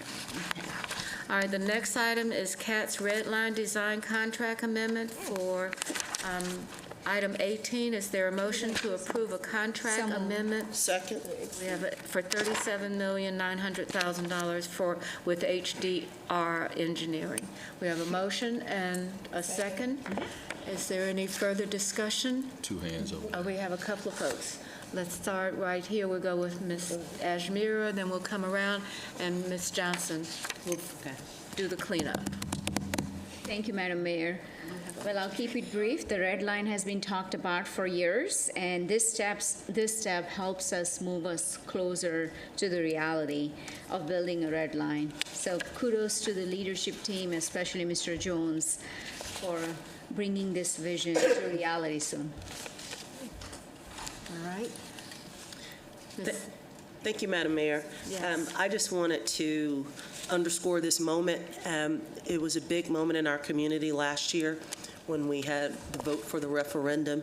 And as we quite often say, the community supported the referendum, but there were some in opposition. But as we know, the red line is so critically important for the rest of the work to get done, as 50% of it has to be completed before other projects can begin. So this is actually a really, really good step, and I'm happy to see it happen so quickly after we voted for the referendum. We're just 3 months into the new year, so I'm excited about this for the community and excited to advance our mobility plan. All right. Coming this way. No, I'm good, thank you. Mr. Driggs. So I just want to note, this is happening because of the manager's gutsy move, spending $74 million to buy that Purchase property and gambling on the success of the referendum. And I have to give him credit for brilliance, because without that, none of the rest of it would have happened. So I do appreciate that. I wanted to note, though, for the record, the last sentence says the PAVE Act requires that this be completed before any other project. Technically speaking, it says that 50% of this must be done before any other project can be completed, just to set the record straight. But I think this is an exciting development. Yeah, okay. Thank you, Ed, for that. All right, Ms. Mayfield. Thank you, Mayor. This is an example that I attempted to address earlier tonight. Action A, approve a contract amendment in the amount not to exceed $37,900,000 for planning and design services. So we know how to write the language. I would hope that we are not looking at amendment number 7, as we had a project earlier where we were already up to 7, and evidently it seemed like it was difficult to have the language that we have tonight that clearly says an amount not to exceed and clearly says that this is for planning and design. So as long as we have that language, as the phases are brought before us, we know on the front end and can always refer back to the original language as we are releasing, because community, if you don't know, we're not releasing this entire amount. As the phases and work is presented to us, we will be moving forward. But this language also identifies us adopting a budget ordinance appropriating $1,500,000 in fund balance to the CATS Debt Service Fund, to the CATS Capital Projects Fund, so that community also understand we are being respectful of those that supported the 1% sales tax, and we're not out here trying to spend money that we do not have yet. All right, would you have any comment? Okay. So we'll continue. Let's see, Ms. Johnson? Thank you, Madam Mayor. I just wanted to get an update. When this was presented to us initially, I think there were 3 additional stops in District 4. So I just want to confirm that that's still the case, or do we have an update or any updated renderings, or when will we receive that information?